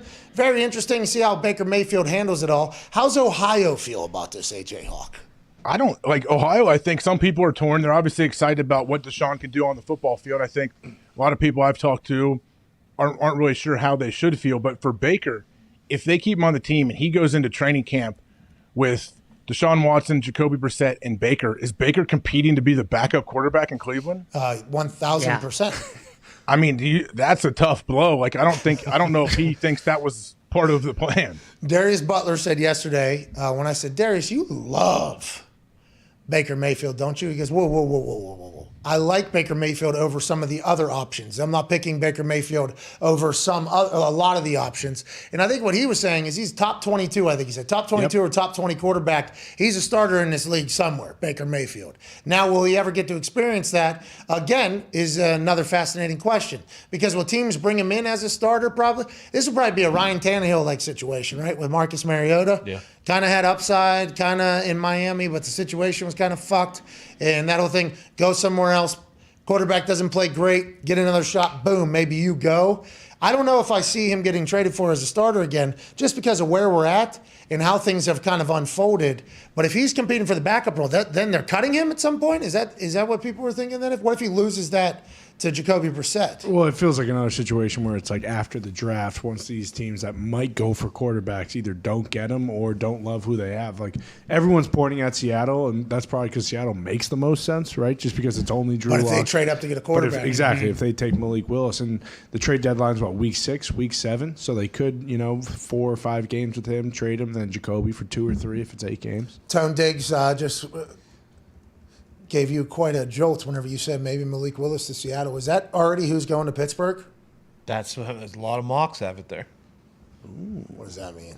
We have a mock. What? Oh my God. What? I just remembered this. Let's get to a new weekly segment called Mitt's Mock. Wow. Mitt put together a mock draft. This is Mitt's mock draft version 1.0. The first overall pick, he has Aiden Hutchinson, obviously going number 1 overall. Travon Walker out of Georgia, he was nowhere in the conversation for the number 2 overall pick just a week ago. Now Mitt says he's going number 2 overall. And Mitt, are you back there, pal? What happened here at number 2? And do you think next time you put the teams who are going to be there? Thought that too. I have the teams in the background. Shout out Dirty for making that graphic. Dirty, for had a me baby there. Dirty. Yep. That's a good graphic. Yeah. Hey, Mitt, this thing's brilliant. Yeah, so, I mean, Aiden Hutchinson, he's a lock to go number 1. Everybody knows it. Everybody's been saying it. But, I mean, Walker, a lot of people thinking upside here. Nice. Kind of had some sack production issues. The main question, is he an MCDC guy? That's all we got to know. Yes, he's an MCDC guy. He's a grinder here. Okay. Man, what did you do? Are you just reading what other people are writing? Are you texting? Are you just putting in the work on the film? How have we get to this Mitt's mock draft 1.0 here? So really what I have done, my strategy was I look at the depth charts of the teams, kind of look at the history of the GM, see what they do. The Lions, they have been saying they're open to trading out of this pick. I have not seen them really do that for the most part, and they have a lot of holes they need to fill. They have no pass rush. Wow, look at this dude. Also, He's scanning rosters. Yeah. They cut their best. Let's go, dude. You hear this, AJ? This is awesome. My question, what about our guy Icky? Did he fall out of the top 10? What happened to Icky? He just wasn't performing? Oh, yeah. I mean, I don't have my notes up with me, AJ. I'm going to be 100% honest here. But yeah, Icky did fall out of the top 10. I'm sorry. That's a shame. Icky, maybe next week. Yeah. Good luck. I hope Icky puts out a good tweet or a post this week. Yeah. Gets him back into the top 10 here. Kyle Hamilton ran a 4.7. That didn't scare you at all there, Mitt? Or still have him going 4 overall to the Jets? Well, those were all hand-timed in between a 4.4 and a 4.7, so we're going to shoot somewhere in between there. But, yeah, Kyle Hamilton is on tape. He's probably the best secondary player in the draft. Whoa. I mean, the Jets, their secondary stinks. They've stunk for the last 2 years. I actually have the Jets taking also a pass rusher to end up now I'm stumbling all over my words. No, you did not now, but I mean, you're doing great. This is your segment, dude. Don't you even worry about At it. 10 there, he's got Jermaine Johnson, Coach last J. chance you. Yeah, something with Jermaine Johnson that people don't really know about is he was also lost in the sauce at Georgia. Didn't really get a lot of playing time. They had a lot of pros on the D-line there, so he transferred, went and got 11 sacks over at Florida State. Pretty sweet. Had a great year. People calling him a one-hit wonder. I don't think so. I think he has I don't really want to say it, but he might have the most upside out of all these guys. Hey, that's a big title there. Yeah, not to mention he's not a bitch made cat if he played for Coach JB. No, he ain't no bitch made cat. All right. Coach JB will say. Thank you. Kenny Pickett going 6. He's the first quarter. No, Malik Willis going 5. That is my big one. I have these Steelers. I have Mike Tomlin pulling the trigger and trading up and getting Malik Willis right before right before Carolina can take him. Yep, you got to go get your guy there for Pittsburgh. Okay, so Malik Willis goes 5 with the trade for Pittsburgh and the Giants. Kenny Pickett goes 6 to Carolina. Evan Neal to the Giants. They need help on that offensive line. Yeah, he can play left tackle or right tackle. He'll probably have to step in and be the right tackle right away. They did. They spent a first-round pick, I think, 2 years ago on a left tackle. He's not really working out the best. So hopefully Evan Neal can come in and really shore up that Daniel Jones experiment. Good luck, Bruce. Wide receiver, they got quarterback Marcus Mariota, bring in Chris Olave out of Ohio State, first wide receiver taken to Atlanta. Why is that? Calvin Ridley was gone. Julio Jones was out 2 years ago. I mean, all they really have is Kyle Pitts, and they don't have a quarterback. They missed out on the top. Marcus Mariota.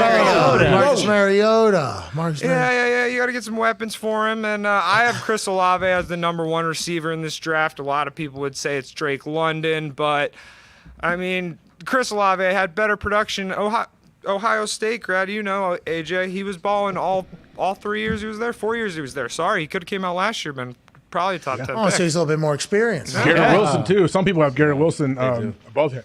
Yeah, they're a little yin and yang. I think they need a more X receiver, true number one. So that's why I put Olave there. Oh my God, Mitt, let's go. I You're like crushing it. this. Hey, they're going to be stealing stuff. You know, we're going to be watching. We're going to have our draft spectacular. We're going to be watching, and they're going to be stealing Mitt's stuff, like what he has said about certain players. It's going to be awesome. Yeah, he's fucked. Hey, this is good education here out of Mitt. Mitt knows his ball, right? You guys watch highlights. He watches film, dude. That's right. Sauce Gardner at 9, and then Jermaine Johnson closing out the top 10. Mitt's mock draft 1.0. Great work here. Thank you. You like Does Sauce, he put a huh? new one out every week or what? Yeah, there might be some changes around the top 10. Yeah, I love Sauce Gardner. He's super athletic. The only reason why he went to Cincinnati was because he was probably 160 soaking wet out of high school, 6'2". Now he's, I think, up to 180. Athletic freak. People love that in this modern NFL. Oh, yeah. All right, well, thank you, Mitt. Thank you, Mitt. Awesome. Bro, let's get to a break. Yeah. Mitt, Good job, Mitt. Mitt, that was awesome. Work, Mitt. Hey, Mitt, that was awesome. Atta baby, Mitt. Talking ball. Coach's son, dude. That's right. Yeah, true. Loves ball. Guys been watching film so long. What's up, Bill? Mitt had Olave listed as a cornerback on there when he is a wide receiver. But Look, don't Did he drop really? him Down by the knees, Bill. He knows who he is. Hey, it's all right, Mitt. Don't worry about that. Do not need to answer that. You batted a perfect game here. All right, pitched a perfect game. That's right. A lesser mock. All right, we're back in 4 minutes. We'll answer some phone calls on the 5 Energy phone line, 1-833-4-McAfee. And then we'll have the final hour where hopefully some news will break and we'll chit-chat about Kevin Burkhardt being the new number one Fox Sports play-by-play football guy. Nice. That's huge news. A lot of other news as well. We'll see you in 4. Bye.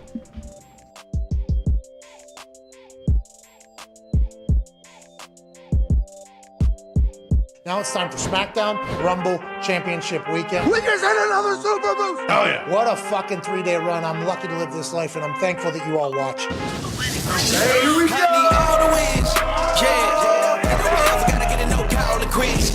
Yeah, gotta keep on moving no matter how hard it gets. Yeah, but I'm moving out the way 'cause I'm coming with harder hits. My head is as hard as a brick, but I'm harder than all that is. You might get my home.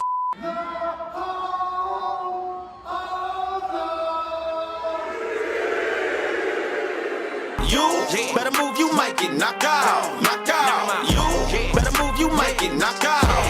Please work with Garyvee. Hey, my dude.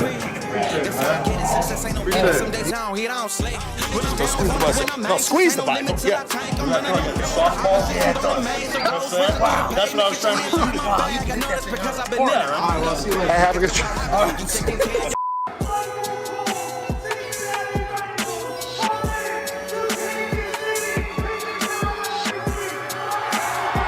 I'm giddy. I am so pumped. It's like the night before the first day of school when you were a kid.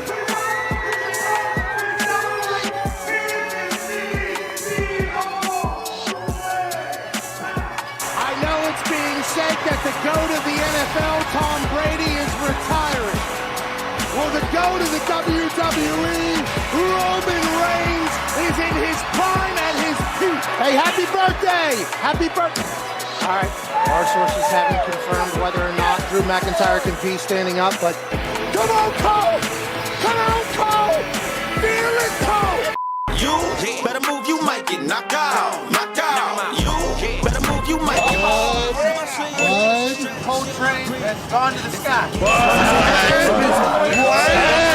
Sometimes just down, wonder when I'm anxious. Ain't no limit till I tank. I'm running on fumes, the opposition don't amaze. The road switching through the pavement, get your hands out of my bag. I know that's because I've been in it. I don't need to brag. Guess what happens when you taking care of your business, but some family, you do the math. I'm out of my pocket, you still got a problem. I ain't perfect, let them. Oh, fuck you, Pin.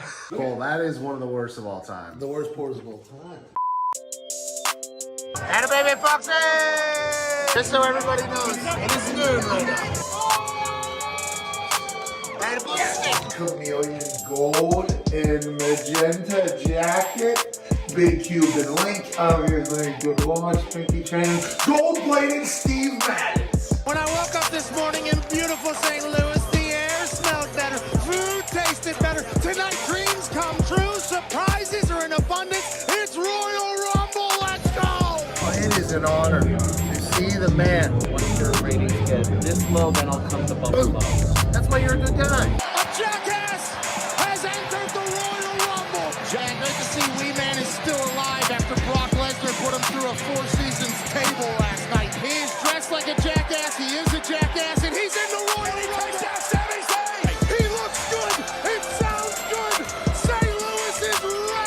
The alpha male of our species is infuriated. Jump over the rope bed, buddy. You got 2 tours. You got fans. You got music to make. You want to poop your pants immediately? Be in the Royal Rumble when this man is announced. I'm buying all of the depends that they have because Brock Lesnar, after a brutal fight with Bobby Lashley, comes into the Royal Rumble and is an absolute ass-kicking machine. We just had another super boost. Back to back. Back to back. What?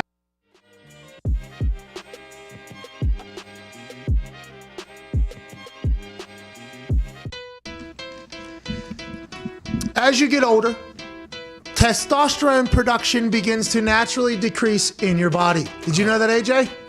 I did know this. Is that why you're running 4.4 at 268 or whatever? Yeah. Oh, I don't know. I have a feeling you have an answer for people that are having some issues, though. No, but I'm saying how do you know so much about this type of stuff? You just know the That's body. kind of common knowledge, you know. Like, hey, as you get older, your testosterone's gonna drop. Yeah, it's going to naturally decrease. Yeah, now I know, but I didn't before. For most men, it begins around the age of 30, and then testosterone production declines by roughly 1% per year from there. Jeez. Holy shit. I'm 8% down. I'm 4% down. Oh no, guys! I just went another percent down. Happy birthday, Tony. Happy birthday, Tony. What is Dude it? just went another percent down. Happy Tony. Don. Hits just keep coming. Don, I got a news for you. Our friends at Roman have a new supplement designed to support testosterone production. Getting started is easy. Just visit getroman.com/Pat. Their supplement contains vitamin D3, zinc, magnesium, maca, Oh, yeah. and ashwagandha in a unique blend designed by healthcare professionals that you can't get anywhere else. Roman is offering $15 off your first order and free 2-day shipping at getroman.com/Pat. That's $15 off and free 2-day shipping at getroman.com/Pat. Make sure you click the link in the description here too. If you're watching YouTube, we'll get you there quickly. That's crazy. What does that mean? So testosterone is like energy levels and everything like that, basically in the male body. Yeah, I don't know all that it affects. Ability I to don't lose know. weight. Oh, you don't? Oh, interesting. No, I mean, Sure. what, floppy dongs, right? If you don't have any testosterone. Right. Is that how it works? I think Isn't that what they say? I do believe a floppy dong is potentially Yeah. a result of Low the T. low T. Roman's got swipes. Well, the swipes are for longer lasting. Yeah. Oh, so It's not going to solve a prevent the floppy dong. That's an early exploding dong. Bingo. Okay. How many sandwiches you eating over there, AJ? Well, he's running 4.4s at 248. Yeah. You tell me. Jumping over and Darren Sproles like this. yeah. Huh? Pass interference, but You've been on Roman for a long time, huh, pal? Ashwagandha? Micah, Huh? Micah? Yeah. Maca? D3, zinc, little magnesium. That's what you've been up to, huh? You've been cooking for a long time over there. Sounds good. No, I need to talk to the folks at Roman. That'd be cool. That would be. It is cool. They sent us a packet. It's easy to use. Yeah, it's good stuff. All right, let's go to Frank in Rochester, Can you New get York. drug tested for WrestleMania? I could get tested anytime. Yeah, I'm hoping they test me immediately afterwards so I can put out the same tweet that I put out whenever I made a tackle. You know what I mean? I'm hoping. So, but we kind of put it public now. I don't know if it'll happen, but this was already a plan that was happening. Like, hopefully they test me immediately afterwards so I can get a little ting. You do one. What are they looking for? What are you not allowed to pop for? I think it's everything that's in the. I think it's Olympic. I think. Oh, okay. I think so. Jeez. What about street drugs? Marijuana was removed from the banned substances, I believe. Mm-hmm. Okay. Not that that's in me. Correct. no, clean. But all street drugs, I think, except for that one. Frank in Rochester, what's going on, pal? Hey, Pat, how you doing? Keep it moving. I have a would you rather for you. Oh, I hate these. Would you rather go on a weekend hunting trip with Carson Wentz where he keeps telling you to be quiet because you'll scare all the animals? Or would you rather poop in your hands and clap? Okay. All right. Dynamite. Seems like there was only one real answer to give there. And I understand what you're saying. I wouldn't mind going hunting with Carson, by the way. Sure. No, not at all. Pooping and clapping, too. If I'm going hunting with Carson, I'll tell you what, I might not be taking down any game. I'll be sticking that 22 in my mouth, though, and blowing my brains out. Why? What are you talking about? He's a fucking bobcat guy. I'm riding around and, fucking terrible machinery all day. Inferior product. Yeah, I'm a John inferior Deere guy product. too. I get it, Ty. Oh shit. We missed it. It was quite a rant. I mean, it was a good rant. We missed the hard out. Give me the can I get on the clock with the seconds so I know too somehow? I'm sure you could. Yeah, just fucking Amazon a clock. Your phone. No, I ain't have a even- clock. I got to get synced up exactly to your clock. Yeah, It's on time. Just put your clock on time. you got to get a clock first, and then we'll sync. You can use your phone. Just download the There- clock app. yeah, there's and by the way, there's things that just automatically do it. Okay, then I'm not going to do it then. Okay, well, hey, we'll get you a clock, man. No, I don't want a clock. No. I need to sync up with you guys. AJ, we'll get you a Bluetooth clock that can sync up with ours. It'll be a nice little relationship. Yeah, you could even just do those classic timers. Just set it to 56 minutes at 1:02. How about yeah? Nobody's gonna do that. I would never do that. How about the one at the Super Bowl that would literally go dark as soon as we would need it? Yes. Oh yeah, that was It awesome. would go to sleep. It was on an iPad, and it would go to sleep like, all right, 15 seconds until the hard out or whatever. And it would just, the screen would go black. It's like, all right, this is great. Technology is the best and the worst thing of all time. We missed that hard out. I wouldn't mind going hunting with Carson, AJ. What are you shooting? Ooh, good question. Duck. We saw him. He killed 8,000 ducks in one hunting expedition. Well, yeah, he's got a good shot. He played that game Duck Hunter because you got to lead, you got to throw that. You think you could you, if you went with him again, could you cause another deer to have a heart attack and kill it that way without ever shooting it? Well, that's what I'm saying. Like, my hit rate's pretty high in the woods. You know, Tim McAfee loved hunting growing up, and he took me and my brother out all the time. And I've killed deer numerous ways, not even shooting one. That was great. Caused a deer a heart attack. Most meat a deer has ever produced, all of it. Not a single broken bone, no blood, nothing. Just boom, Dahn, heart exploded inside there. All the meat that you could possibly handle. And then another one, Tim McAfee, he had a compass. And for whatever reason, he misread the compass. And there was a lot of other people that were in the group that were potentially telling him, like, nah, we need not go this way. And I had to drag a deer, like, literally, I think, like 4 miles, like down a mountain, up a mountain. And we ended up way down the road from where we were. We came out, it was pitch dark. We came out, we're a mile away from where we were supposed to be or whatever. So somebody had to walk all the way back, get the car all the way, drive back. And me and this deer, I just dragged it around the goddamn woods the entire time. So my experiences haven't been positive in the woods that much. The heart attack deer, when you're looking for a deer that goes down, you're looking for blood, you're looking for marks. This deer just camouflaged itself right into the ground where it was. So we went on a 2-hour goose chase of this thing. Sure. We saw blood too. We were certain about blood. That could have been leaves. By the way, that's leaves. Yeah, it is. It turns out, hindsight, actually leaves or some other deer's blood. And we walked back to our spot. We gave up. Almost tripped on the fucking thing. Oh, I killed it right I here. got him. That's what I did. That's what I thought. It was awesome. I used to enjoy the time out in the woods, though. Like, I think that's why I would enjoy it with Carson. Like, when you just go out in the woods, it's a good time. The entire other process, I don't know if I'm cut out for it, but the woods part, I'm pretty, I enjoy a lot. Yeah, I would love to have like a property, a big ranch with just hundreds of acres and a lot of it being woods, and you can go, who knows, put trail cams out there, see what's going on at night. It'd be sweet. See, we grew up with a lot of woods, though. Like crick boys. Yeah, but so did I. But not like my own.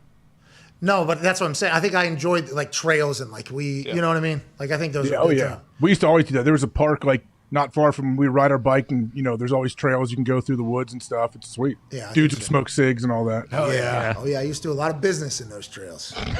Used to do a lot of business in those trails. Because you would know if somebody's coming because there's certain parts of the trail where you could see the beginning of trail or end of trail, and if somebody was going to get to us, they had to go through that spot right there. So.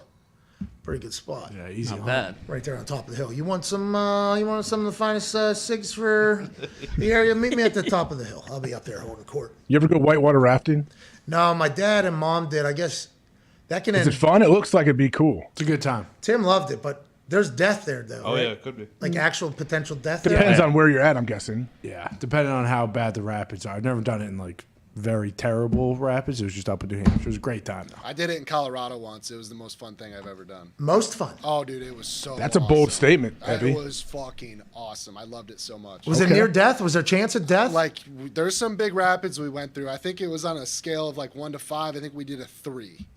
Did anyone fall out of the boat? No one fell out, but that was like a real entire safety thing you had to do. Like if you fall out, the dude will grab your life jacket, rip you up, and like it was a whole thing. I'm a big boy. I don't know how you're going to do that. Well, we had a very large boy with us, and he said it'd be okay, but the guy was a little nervous if he fell out. The only thing I remember from that, because I wouldn't do it, and Tim wanted to teach me the lessons of it, like what he thought I needed to do it to learn the lessons of it. You lean into the rock, right? Mm-hmm. You're coming up through a rock, you lean in. Yeah, they didn't tell us that.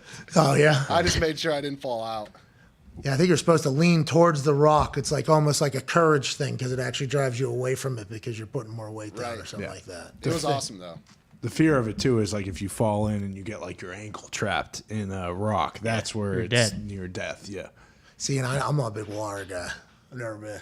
You ever seen River Wild? Good movie. Yeah, it'll teach you about the rapids. You seen Without a Paddle?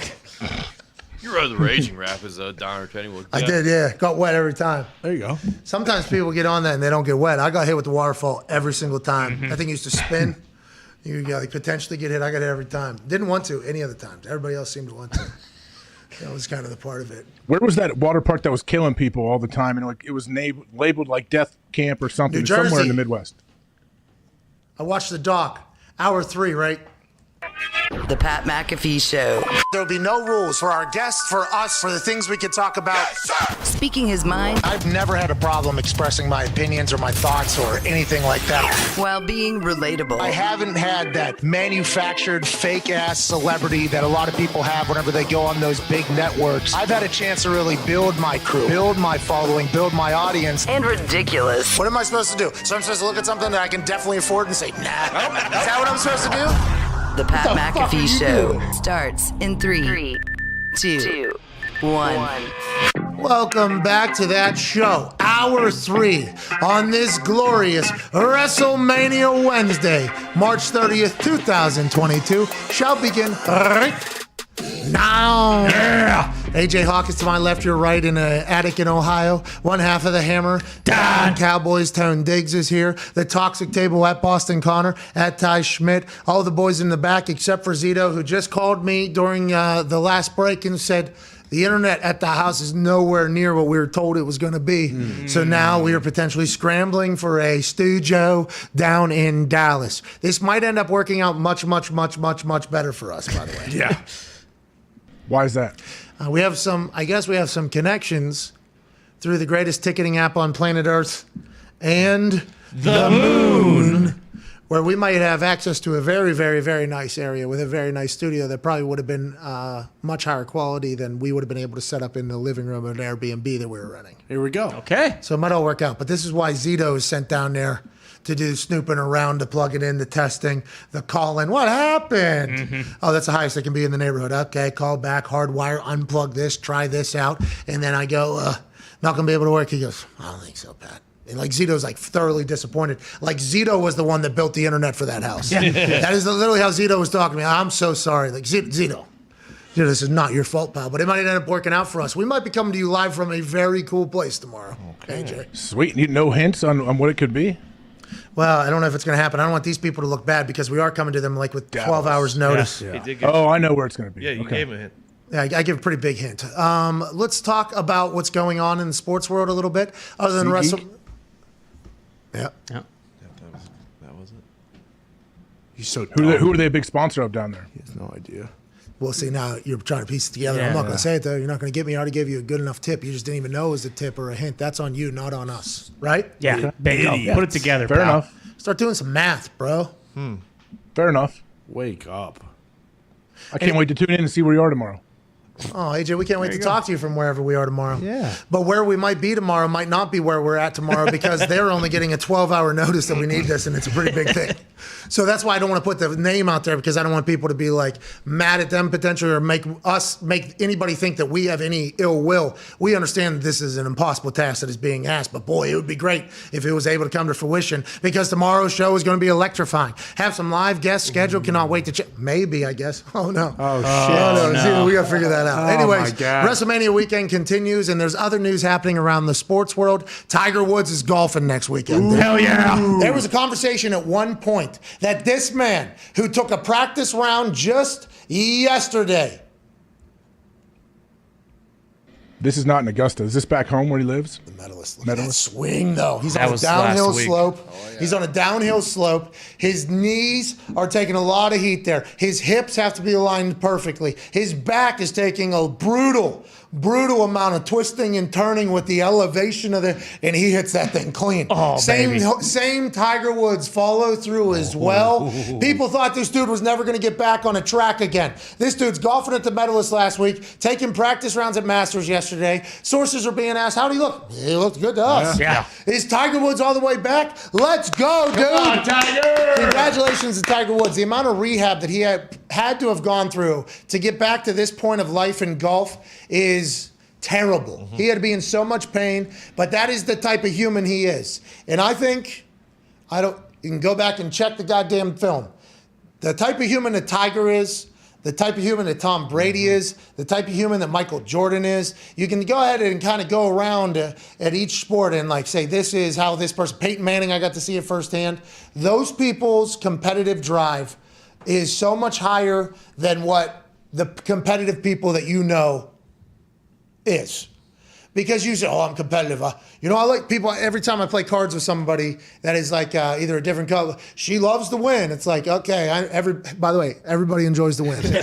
Okay, I think everybody enjoys the win. Like, I get that. Or somebody goes like, oh, my husband, like he hates losing or whatever. It's like, I understand that. But there are people that will do anything to win. There are people that will do absolutely anything.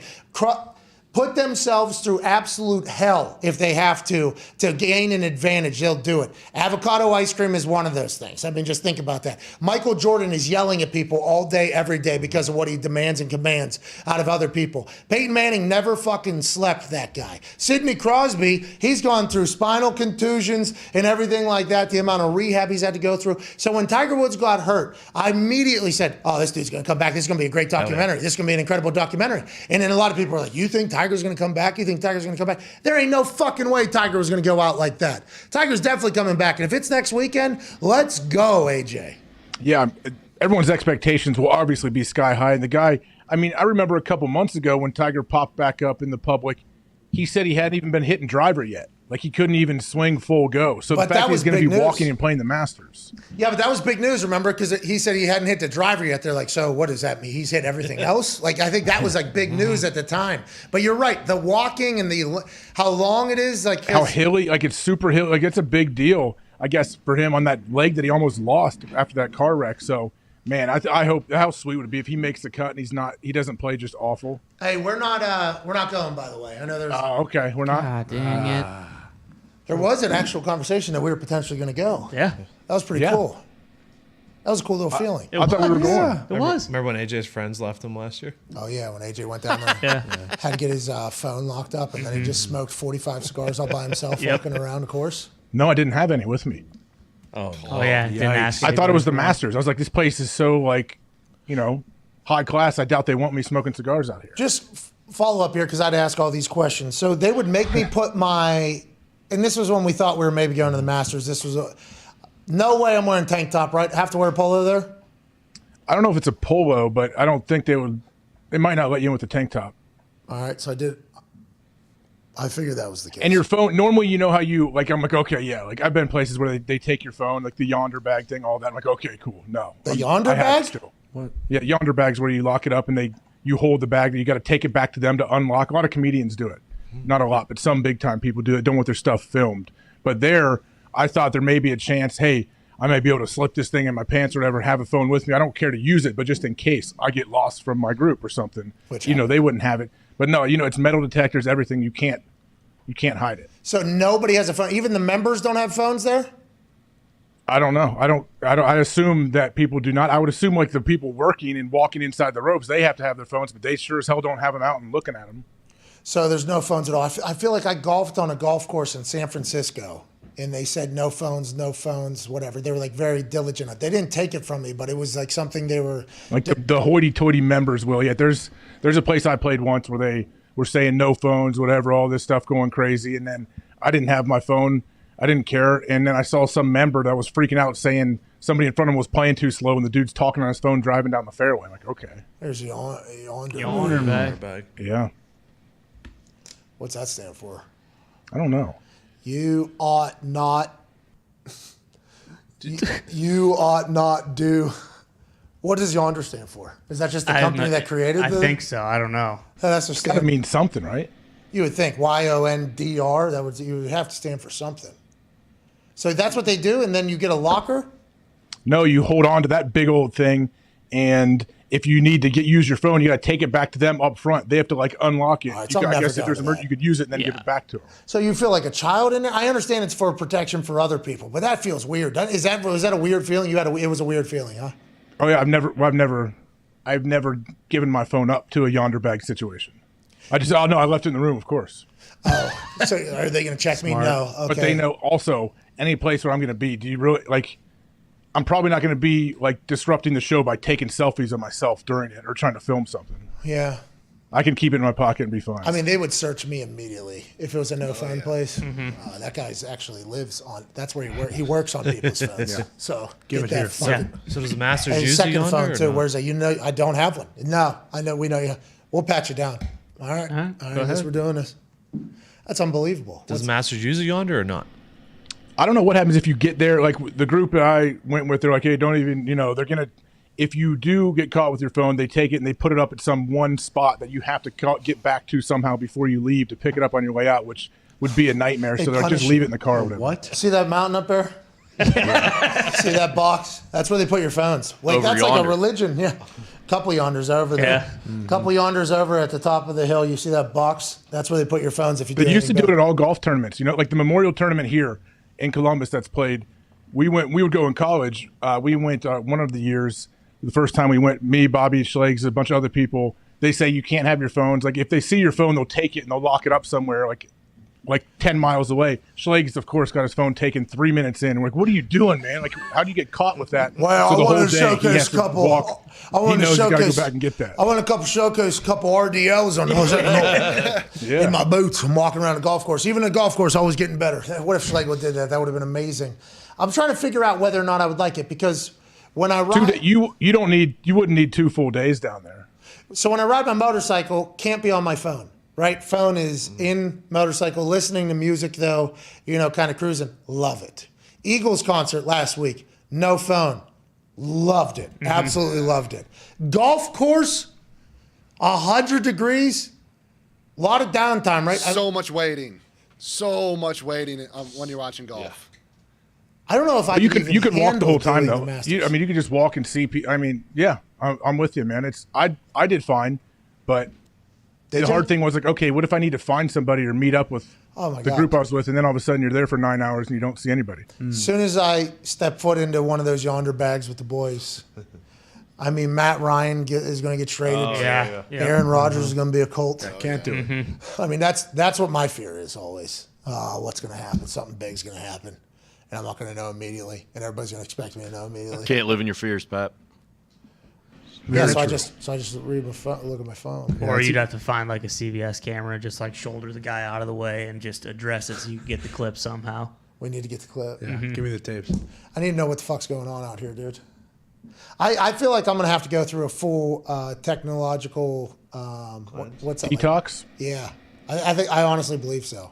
Because I used to, like when I put my phone down, I love it. But then soon as that time is done, it's like, all right, I'm back. And I'm realizing, I'm like, oh my God, this is a problem. Like I shouldn't want to check my phone this much. Why is this happening? But it's kind of also our profession. So it's a weird give and take. We're like, I feel like one of those offensive linemen, hates gaining weight, but like, hey, you have to have it. Like eating and drinking just protein shakes, a massive amount of food so they can keep on the weight that they have to have. Very unhealthy. Their bodies, you see them lose a bunch of weight immediately afterwards, but they're doing it because they have to. Like for me, as I'm doing the phone check, I'm like, this ain't good for me. Like I'm not supposed to be doing this. I'm going to have to stop doing this at some point, but I don't even think I can. And that whole conversation got spotlighted even more in my head when I was offered to go to the Masters and I heard about your experience. I was like, could I even do the Masters? Could I don't know if I could. The tank top, not a problem. Or the golf dress code. That's happened to me before. No big deal. Okay, do you have to wear pants or are you allowed to wear shorts under? It's hot as hell, isn't it? I think I wore shorts, yeah. Yeah, so I'm cool with that whole thing. The whole not being able to have your phone at all. I guess you just live in the moment. A lot of people there too. Is it fun? Is it upbeat? Everybody's having a good time, I assume? I was lucky the year I went was like the they did one where there was no fans with COVID, and then the one I went to was limited fans. So they let like 5,000 people in on that gigantic golf course. So I could see whoever I wanted pretty much at the ropes. So it was the perfect year to actually go. People drinking, having a good time. What's going on around? Oh yeah, beers. I got so bored. I mean, I had 3 or 4 beers just sitting there on the top of the hill by myself. What? Mask on the whole time. You had to. What? Right. Wow. Not this year. Probably not this year. I got no phone. I'm on top of a hill. It's hard as balls. I lost all my friends. Why? I really settled in though. Give Like me I really 2 settled more in, of felt those. good. Right. You settled into what? A nice rhythm of following a group, walking around, or just being alone with no phone? That being alone with no phone and trying to I just eventually just gave up trying to look for your buds. So it's like if someone's they get stuck on an island somewhere like Tom Hanks in that movie where eventually you're like, hey, they're not coming. We're not going to find them. So let's just sit here and enjoy the show and what we're doing. Did you clap at all? Like, oh, good golf shot. Did you do any of those? I think I did. Yeah, I think I did. Who TJ Lang said he wanted to eliminate, if he was to eliminate one thing from sports as a whole, it would be the get in the hole guys yelling at a golf tournament. Right after the swing. Yeah. Yeah, believe me, I think the professional golfers would love for every one of those people to get kicked out too. See, I think I enjoy that. I think that's what, you know what I mean? If it's creative, if it's like a creative little saying, I think it's awesome. Hey, guess what? Are you playing in that golf tournament? Which one? That one. Tahoe? Yeah. Do you remember what the expiration date was for my response? Mm-hmm. Yeah. Today. What was it? I thought it was tomorrow. No, it's today. Did you? My alarm this morning woke me up. Hit a little snooze there. Then a notification of something pops up. Answer the invite to the golf tournament. Let's go. Hey, Lake Tahoe, here we come. It's going to be sweet, man. I was also sent a reminder email from them saying, hey, buy the fucking way. Today's the day. That was awesome. Very, very nice of them. I'm pretty pumped. Are you stay at a house out there? How's that work? I've done a little bit of everything. They'll give you a room there if you want it, and you can get other rooms at the casino where the majority of people stay, and then some people rent houses, all that. Yeah, we're probably getting a house. We're a big get a house crew. Who's gonna caddy? Well, I don't know. That's a great question. How many days? If you're gonna get a house, you better do it because they told me a couple months ago it's like right after the 4th of July, so things go quick. well, I mean, are they catfishing people on there? Hey, Airbnb's got a catfish problem, by the way. What's going on? We stay in a lot of Airbnbs, and I don't know how it is for most Airbnbs. We get very lucky for the Airbnbs. We get big ones because everybody's going out. It's a family field trip.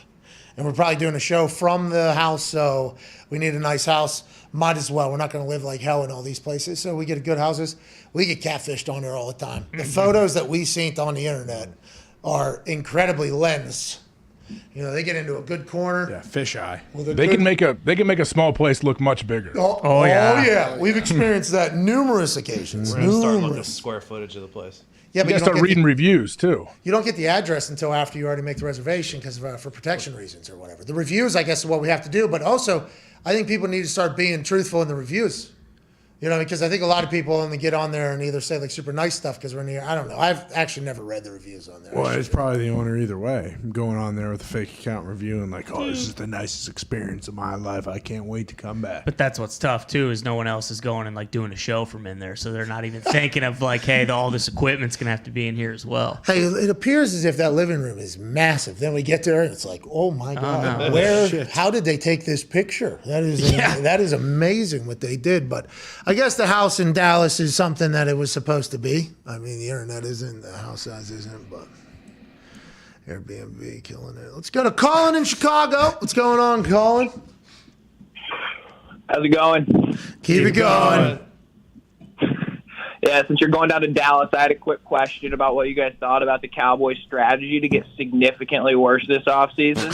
And then I also wanted to know if AJ will be joining the General in some of his Instagram workouts in his journey to 280 pounds. Thank you, Colin. The General in the morning from his home gym in tights normally and incredible shoes is something that all of us are looking forward to at General Bob Carpenter, I believe is his Instagram. Mm-hmm. He is a legend of a human being, one of the Buckeye legends who's on the cereal box. Hopefully AJ will start making an appearance in there or start doing one of his own. Hawk to 280, fitness inspiration. I mean, let's go ahead and do that. AJ, your thoughts on getting to 280 because your daughter called you small and the Dallas Cowboys this offseason. Mike McCarthy, the only coach that didn't go to the league meetings. He just didn't want to be in the team picture. You know, he doesn't Don't want to take any shine away because he looks so sweet. He wears those little paperboy hats, and I think he looks great with a turtleneck and a sport coat. McCarthy kills it, but I don't know if I'm getting up to 280. It might be tough for me. Are you going to change anything, or are you going to be this exact same human for the rest of your life? No, I'm always evolving, always moving, always getting better. Transforming. Here we go. Transforming into a Yeah, I'm better definitely Hawk. not standing still, no. No, never, because if you're standing still, you're losing. You're either winning or you're losing. You're either gaining ground or you're losing ground on everybody else. And the number one thing is make sure you tell everybody how hard you work, how much you care, how much of a perfectionist you are, because that's always fun, and we love those people. Why don't you write more inspirational quotes and put them out there? Yeah. Okay, I'll think about it. Garyvee Hawk. Did you hear him earlier when he was laying out what was going to happen to me in a match? Yeah, you've become a fitness model on Instagram in there, and that was him taking a massive shot. He was taking a massive shot. He spoke real fast through it, so I couldn't respond, but he was very excited for that. That was a big swing. That was a big swing at the bat. In his eyes, by the way. Well, in his eyes, that was a massive swing of the bat. And right after it, he was like, "Not that I thought about this. I know I just went on a long run." Yeah. It kind of went longer than I thought it was going to. Yeah. Unbelievable. See right Just through envisioning what could happen. Hey, Bobby Carpenter is putting the work in every morning. Why don't you do a little bit of that? So set the camera up. Yeah. Let us all in on what the secret is to become the Hawk. Please. Yeah, I don't know. I've never thought about that. I'm not very good with like editing things together and all that. No, raw footage. That's Bob Carpenter. Bob's is just raw. Clean shot. Bob's is sweet. Believe me, I watch Bob's. Bob's a giant. Bro, how about him doing those pull-ups? He's probably, 240, 230, that guy?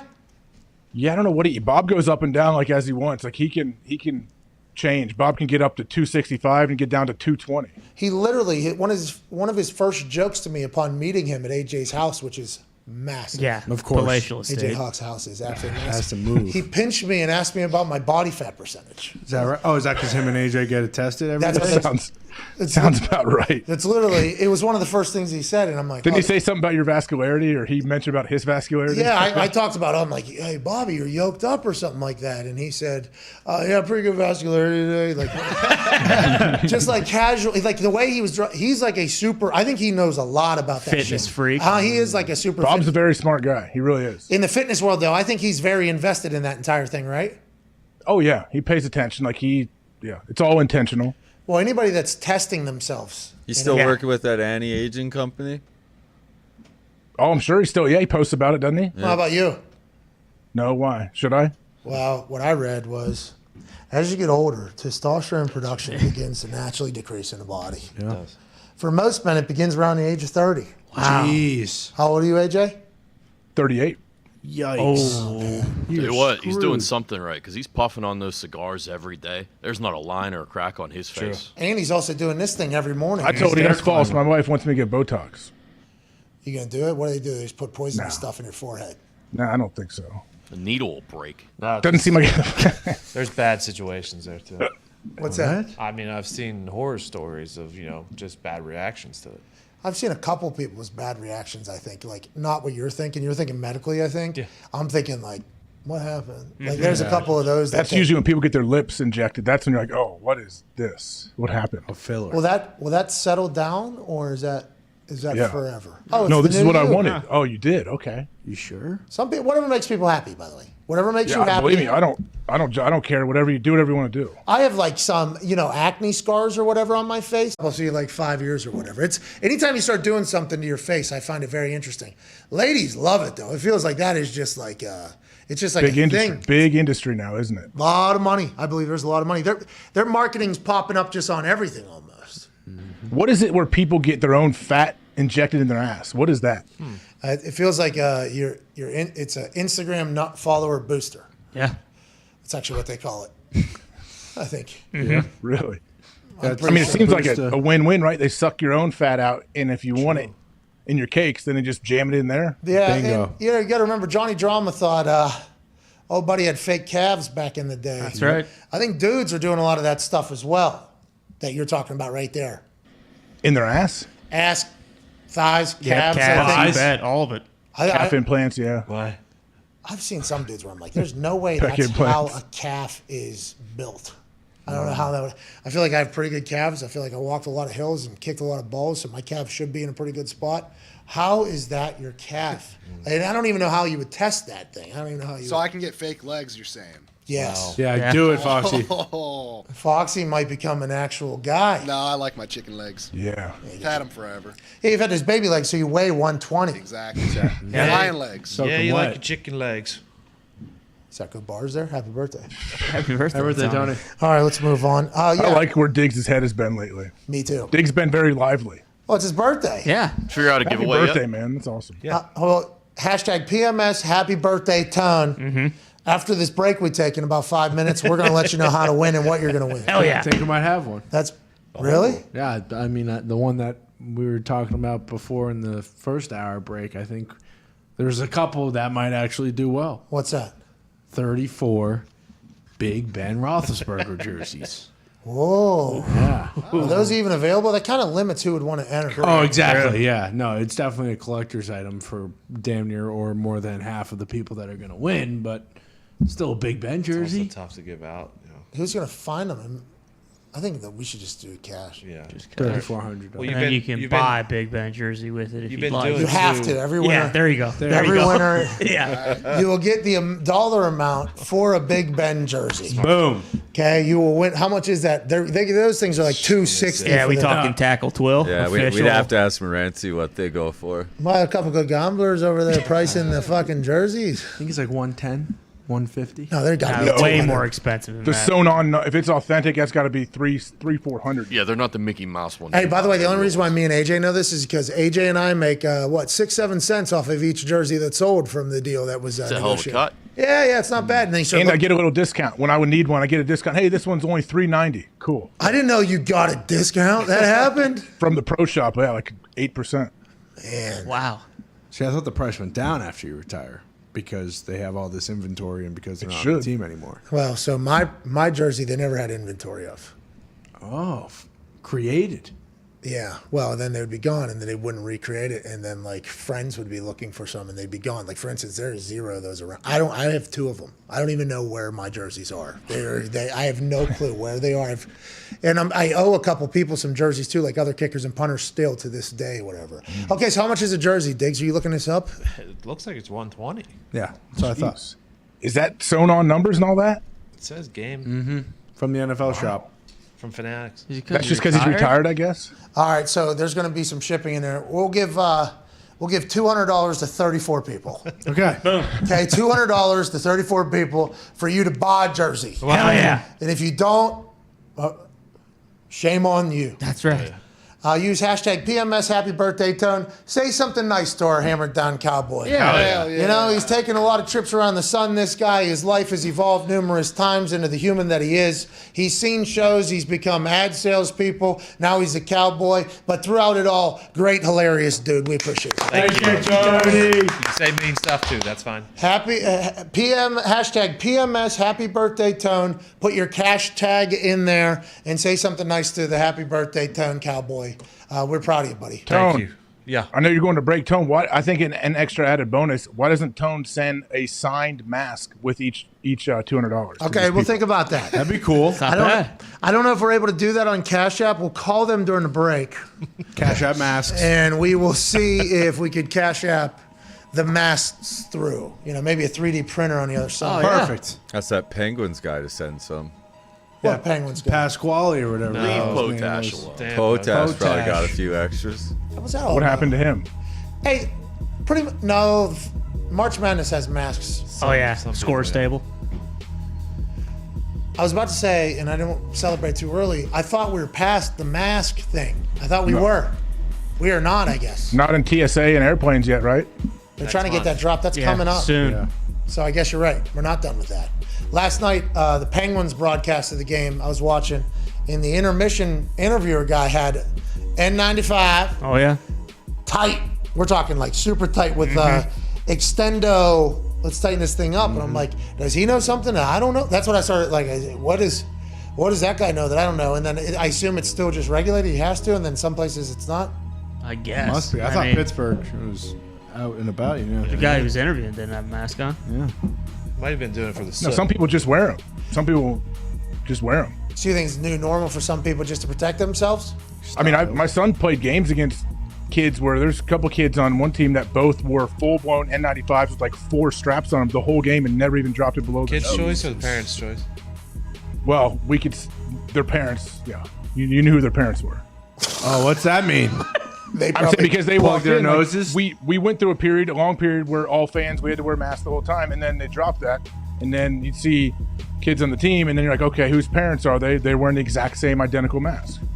See, like now people are they obviously charging must have had. I'm sure they had some family issues, and they had to. The Columbus Blue Jackets coach just yesterday got COVID. What? In Columbus. Is he out? Oh. I don't know. He's in the protocol still. Oh, so they still have a protocol though. What if they're like, you feel good or no? Yeah, I feel good. All right, get your Get on the ass back fucking out bench. there. See ya. Hopefully we get to that point someday. It's your town, AJ. League offices drop. You don't have to be vaxxed to go into the league office now. NFL, NHL? NFL. Why are you celebrating this? It doesn't affect you at all. You're Happy birthday, Tony.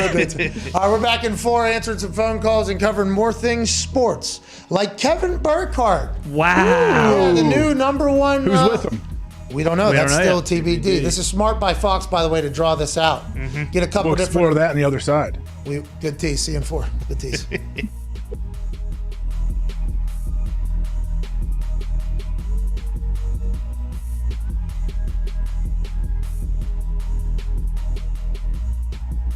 I want to offer you something. Okay. Do I need like a pen or something? You probably do, Chair. Yeah. So, and that's where you normally are. You know, it's like, and I know you love what we do, and you're a part of the team, big time. And people in the organization really enjoy it, and fans all over the world really enjoy you being you. You know, and you can't find anyone. I can't imagine back in the day Bob Costas standing up on a desk and dancing. Okay, but you're you. You know, and that's why it works. You know, and. So with that, it's like I'd like to offer you an opportunity to actually wrestle at WrestleMania. That'd be a dream, boss. In the ring. Now, it would be the difference, though, when you played for the Colts. It'd be the difference of like, okay, you're the punter. Okay. But now, in the ring, you're going to be a linebacker. 24 tackles in the NFL. No big deal.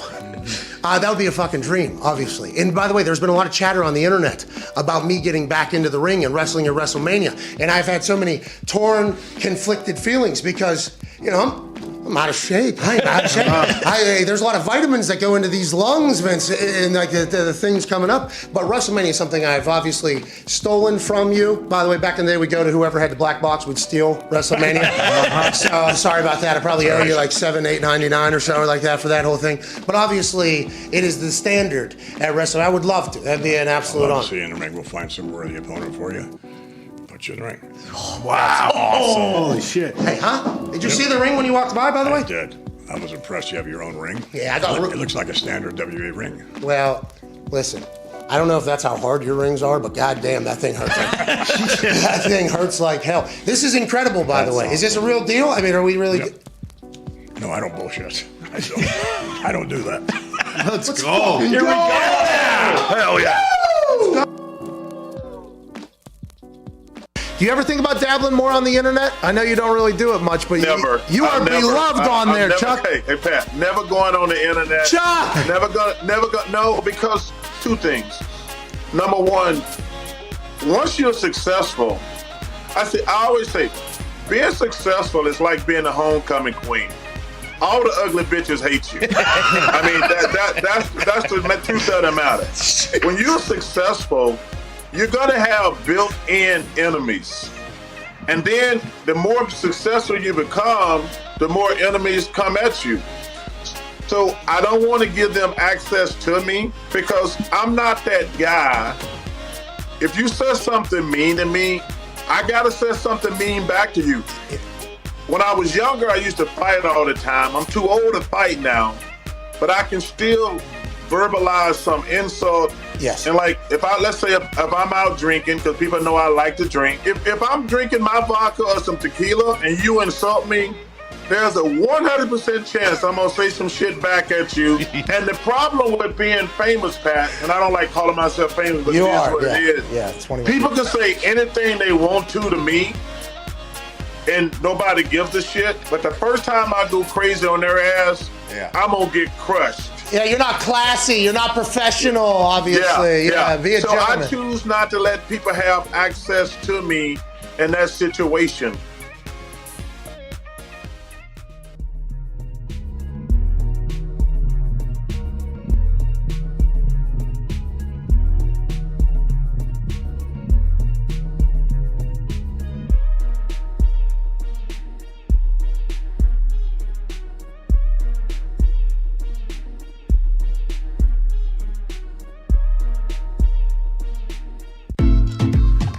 Welcome back to the Pat McAfee Show here on this glorious Wednesday, March 30th, 2022. Hour 3 here. We were going to have JJ Redick on in hour 1. He had an internet issue at his house. We obviously missed that conversation because we love JJ Redick. Then we had Tom Segura on in the second hour. He was talking about how comedians feel about, the Will Smith slap. And now in hour 3, we have AJ Hawk with us, obviously, live from Manhattan, Ohio. AJ, how you doing, pal? I'm doing great. How are you? I'm great, man. Let's talk about some things, shall we? Pete Carroll said the team intends for DK Metcalf to be with them. He intends for them to have DK Metcalf on the team. All these words matter because if you remember listening to Russell Wilson and Pete Carroll talk about what was the future like for Russell Wilson, the actual words that were being stated mattered immensely. So whenever he says, we're intending for him to be on the roster, Ari Mirov says, head coach Pete Carroll said the team intends for DK Metcalf. Carroll used the same word to describe Russell Wilson's future at the Combine. Metcalf is entering the final year of his contract and the wide receiver market has rocketed. Skyrocketed.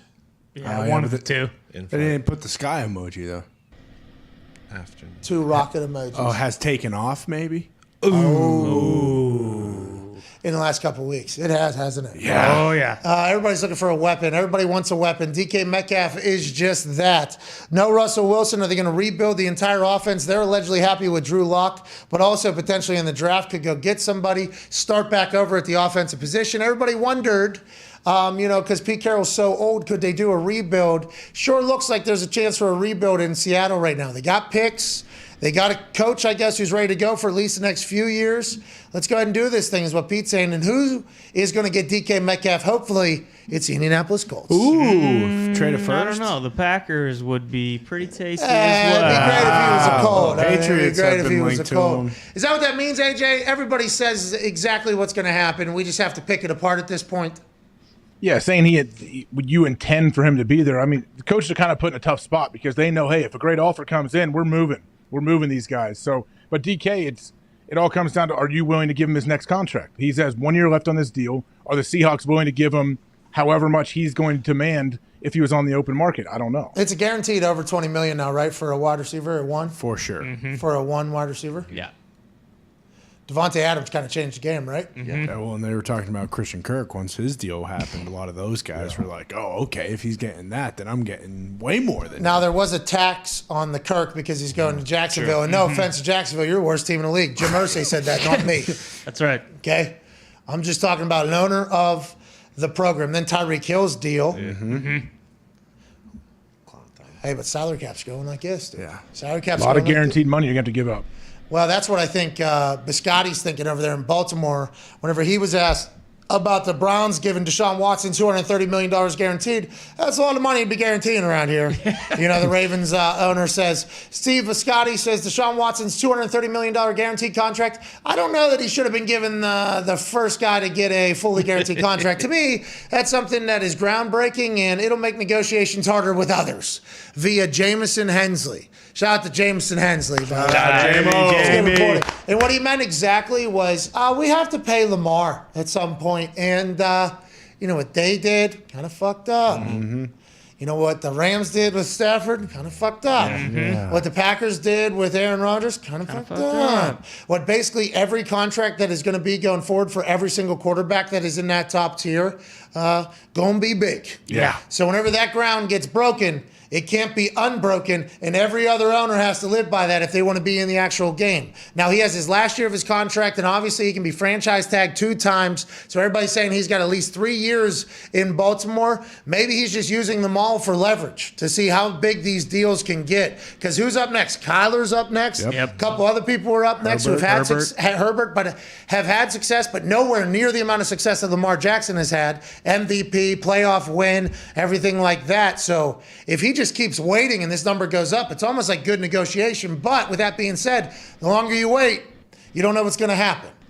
You're kind of it's a huge gamble on yourself. Like, are you? How confident are you that you're going to go out there? Hey, good gambler. He's a good gambler. He's a good gambler. He's a good gambler. Yeah. Do we know if Lamar is a good gambler? It sounds like he's a good gambler. He's a good gambler. Kind of good gambler. I'll ask Gabe next time I see him. Well. But what were you saying? We were screaming, go gambler. Now I forgot that we talked about Gabe. No, it's a roll of the dice. It's a gamble, though. Because he can make all this money, but he knows every year that he goes on, as the salary cap goes up, these deals, he's probably thinking, hey, these deals are awesome. This looks great now. What do you think it looks like 2.5 years from now, 2 years from now? It's going to be much more. I want to bet on myself. I want to gamble on myself and maybe take a chance and sign one of those deals in 2 years. Yeah, and when this works out for him, everybody's going to say, hey, he's a good gambler. He's a good gambler. Good gambler. That guy gambled like $200 million guaranteed. Yeah. And good gambler. He's a good gambler. Those 2.5 years, that's for like Burrow, Herbert, like those. Like Burrow went to a Super Bowl already. What's he going to get? Jeez. An absurd amount. And the wide receiver market next year is like the DK Metcalf, AJ Brown, Debo Samuel, Terry McLaurin, that draft class, and none of them can be the 5th year. None of them can get their 5th year option picked up because they were all 2nd round, 3rd round picks. So these guys are all hitting the market. Yeah. And there's going to be hungry teams, because this year there's been a lot of chatter about teams getting aggressive, especially if they don't have a quarterback, they're going for it. There's been more moves this offseason in the NFL, I think, than ever before, especially with the big names. And obviously I didn't do enough research to know what happened in the 1962 offseason. True. Some person will go, 1962, 7 quarterbacks changed conferences. So you don't even know what you're talking about. So I don't want to ever do any absolutes, but this offseason has been magical. And if this is a sign of things to come, let's go. And for every single player that is at a high level and is going into free agency, congratulations. Go and get every dollar you can get. I love where we're headed in the NFL. Yeah, I just don't know if we're going to see this much quarterback activity in the upcoming off seasons. You think everybody's going to kind of get settled into their homes? Not everybody. I mean, maybe 1 or 2 guys here or there, but how many like primetime superstars have we seen switch teams? So 4 this year, right? Well, no, because Aaron going back was big news. Yeah. Then Russell, Deshaun, Matt Ryan. And then if you include receivers, Devontae Adams, Tyreek. primetime player, Tyreek Hill. I mean, maybe. A lot. Because as we go forward, maybe there'll be more spats that just get handled by people going to another place. And just because he maybe didn't get along with these people, another team isn't going to think that they won't get along with it. It's like, we can make it right here just because it didn't work there. Because you got to go back. Odell Beckham Jr. was traded last season. Yeah. Von Miller. Yep. Yeah. Jeez. Shipped out of time. And it seems like a lot of teams are starting to kind of change their philosophy of like, hey, guess what? Like we can eat losing a late 1st round pick. Like if we're gonna get a guy who is a Pro Bowl proven player, like we don't necessarily need that draft capital. I'm excited for the next CBA for the teams, the NFL, to try to negotiate down the draft price for each pick. Like, because now it's all set. It's all, this is what this person makes, this is what this person makes, this is what this person makes. It wasn't always like that. It was not always like that. There was negotiations that happened. 6th overall picks would be getting paid more than 4th overall picks because of whatever the situation was and how the deal was constructed. Now it's all slotted. Bang, bang, bang, bang, bang. As these draft picks potentially get less important, not that they're not. Need rookies on every good team. Need good rookies on every team. But as the importance shifts, I wonder if that'll become a conversation ever, AJ. Yeah, I mean, I think it already is, like, it's becoming a thing where we saw what the Rams did. We see how they continue to do this. Like, yeah, it's actually, I think it's good for the league. It's fun. I think it's fun when there's all this movement and we have people have like their teams that they stick to no matter what. But what do you do? What if you're a diehard Seattle fan and you're a Seattle fan because of Russell Wilson? What do you do now? Well, you just got to hope that they bring in a quarterback that you like, I think, right? Or do you go to the Broncos? Are you a Broncos fan now because that is who got you a fan of that team? So the Broncos picked up a lot of Colts fans. Yeah. Tampa picked up a lot of New England fans. Yes, there was. That's always going to. So the Broncos seem to be on the receiving end of Colts fans and Seahawks fans at this point. That's good business over there. Yeah, business. Growing the country. John Elway just like, all right, whenever this Aaron deal is done, please, we'll bring the Packers fans in here too. Yeah. we had the Colts fans in here, got the Seahawks fans. Let's go ahead and bring those Packers fans over to Denver as well. You'll love the city. Come take a trip. We'll absolutely enjoy the place. That's a real thing. There was those split 18 jerseys, at the game. That was the big deal. And then there was the split Luck and Peyton jerseys, and it was that whole thing that the city, loved Peyton because Peyton brought great football to the town and turned this into a football place. So I could see how that could potentially happen to Russell, right? I think Seattle would be very grateful for what Russell Wilson did up there and went to Denver. But the whole dynamics of where the money's going to go, where the money's going to flow, who's going to get focused on for roster building, I'm very interested in. Because as two veteran players, AJ, I think we've always thought, give me a fucking proven guy. Yeah. Just because I don't think the general population gets to see the amount of young studs that were super hyped coming into the league just not be worth a fuck in the NFL for whatever reason. For one reason or another, who knows? Everybody that gets the NFL, very good at their school. Very, very good at their school. There's a reason they're in the NFL. I guess there's a chance they went to a small school, but at their small school, they were very, very good. So everybody going into the NFL, all rounds, have friends, families, schools, everybody hyping them. Hey, this is the best fucking player that we had ever seen. But when you get in the NFL, and I was very fortunate to be there, ride the coattails of a lot of people, you see a lot of these guys. I got to meet a lot of these dudes, hear their entire stories. All-American, this happened, that happened, boom, boom, boom. Life is great. And then you get to the NFL, for whatever reason, just can't make it. And they're gone. Those are so much more in abundance than the players that actually make it. And you never really hear those stories. That's why I think a lot of people that are around the NFL longer are like, give me a goddamn guy that we know is going to be good. But also, I guess that's showing that you have a lack of faith in the coaching in your building, maybe? I don't know. Like, why do you think, like Chris Ballard loves the draft. He likes the development of it all. Do you think he likes just seeing the diamond in the rough before everybody else and he just feels like that's the better way to go about doing it? I wonder why that happens. I think so. Yeah. I mean, of course, if you're like developing through the draft, like you've studied these guys, then they feel like they're your team. Like these are my people where we've kind of taught them the ropes. We've learned from this guy as well. Like, I think it must feel good to draft somebody and then you see him like, oh, hey, no one gave this guy a chance. He was a 5th rounder or something. And then look at him now. And if you build up multiple picks like that over and over, sure. But it's like anything. It's a balance. You got to find a good balance of what you are. You can't only go through the draft. You can't only do free agency. You got to figure it out. Yeah, if I was GM, I'm going strictly through free agency. But the Broncos, though, think of the Broncos. They've been trying to draft a quarterback for how many years now? Since Peyton's been gone, right? Yeah, I mean... Well, actually, since he was there. They brought in Brock Osweiler when Peyton was there. They paid him, by the way. Yeah. They paid Brock Osweiler. A couple teams paid Brock, didn't they? Houston. No, I think just Denver. Houston reaped the benefit of Denver paying him. Mm-hmm. And then he went to Cleveland, I think, and I think he was still getting paid by Denver. I think. Wow. If I do recall, I might be wrong. I believe you're right. It was like a Bonilla type contract, almost for Brock, the Broctagon, dude. Massive. He was a Montanimal. He's from Montana. He debunked every theory I had about the people from Montana, because every person I met from Montana, this tall, and just works their ass off, just like the hardest working humans of all time, about this tall. And then Brock comes in. He might work. I assume he works his ass off, but he was a skyscraper. It's like huge. That's got to be the biggest human to ever. Is Ryan Leaf from Montana? He went to Montana. I don't know if he's from out there. He went to Washington State, I thought. Washington, yeah. But he might be from Montana. From Great Falls, Montana. Here we go. There's some big motherfuckers, I guess, because Ryan, he's big dude, right? Oh, yeah. Just quarterbacks then. Aside from quarterbacks, everyone else from Montana. Oh, so they know who the quarterbacks are. Yeah, that's why they're so good. All right, you're taller than your dad. Quarterback. You're taller than my dad. Quarterback. You two quarterbacks. Fire those pigs. Hey, Montana's a great state. Yeah. Oh, yeah. Everybody I've met from there, good times. Phil Jackson, also from Montana. Really? Good coach. Shout out to What's he doing now? Stuff. Advising. I don't know what he's doing. Might be retired. Was it the Knicks that brought him in to be the coach for like 3 months? Yeah, I don't think what happened there? It did not go well. Yeah, got a whole bunch of money, though. He was dating the owner of the Lakers at the time, right? Yes. Genie. For a long time. And he was coaching the Knicks. Yes. And that was a little bit of a thing, I think, amongst the Knicks fans. Yeah, his draft picks did not hit, I believe, as well. I mean, they can't run that triangle offense these days? What's the deal? No, I think he drafted very poorly. And the Knicks fans let him hear it, too. Yeah, but I thought it was all about the philosophy of winning. True. Yeah, the triangle. Had nothing to do with MJ and Kobe. Yeah, and Shaq and Pippen. What is that all What do you about? mean? I mean, how many championships does Phil have? 10? Oh, yeah, 10 or 11. Because he has a lot of them. He don't have enough fingers, I guess, is what he's saying. Yeah. Got one on his pinky toe. Probably. Maybe his big toe. He's a big guy. Necklace, maybe. Feels kind of like a hippie. I could see him having a pinky ring, like a pinky toe ring. He is. That would hurt, wouldn't it? Yeah, it'd be very uncomfortable. I don't even know if my pinky toe's long enough to put a ring on. Yeah, well, and also my pinky toe always digs into the side of my shoes and hurts so bad. I couldn't even imagine if there was a. That is a something that'll take you down out of nowhere.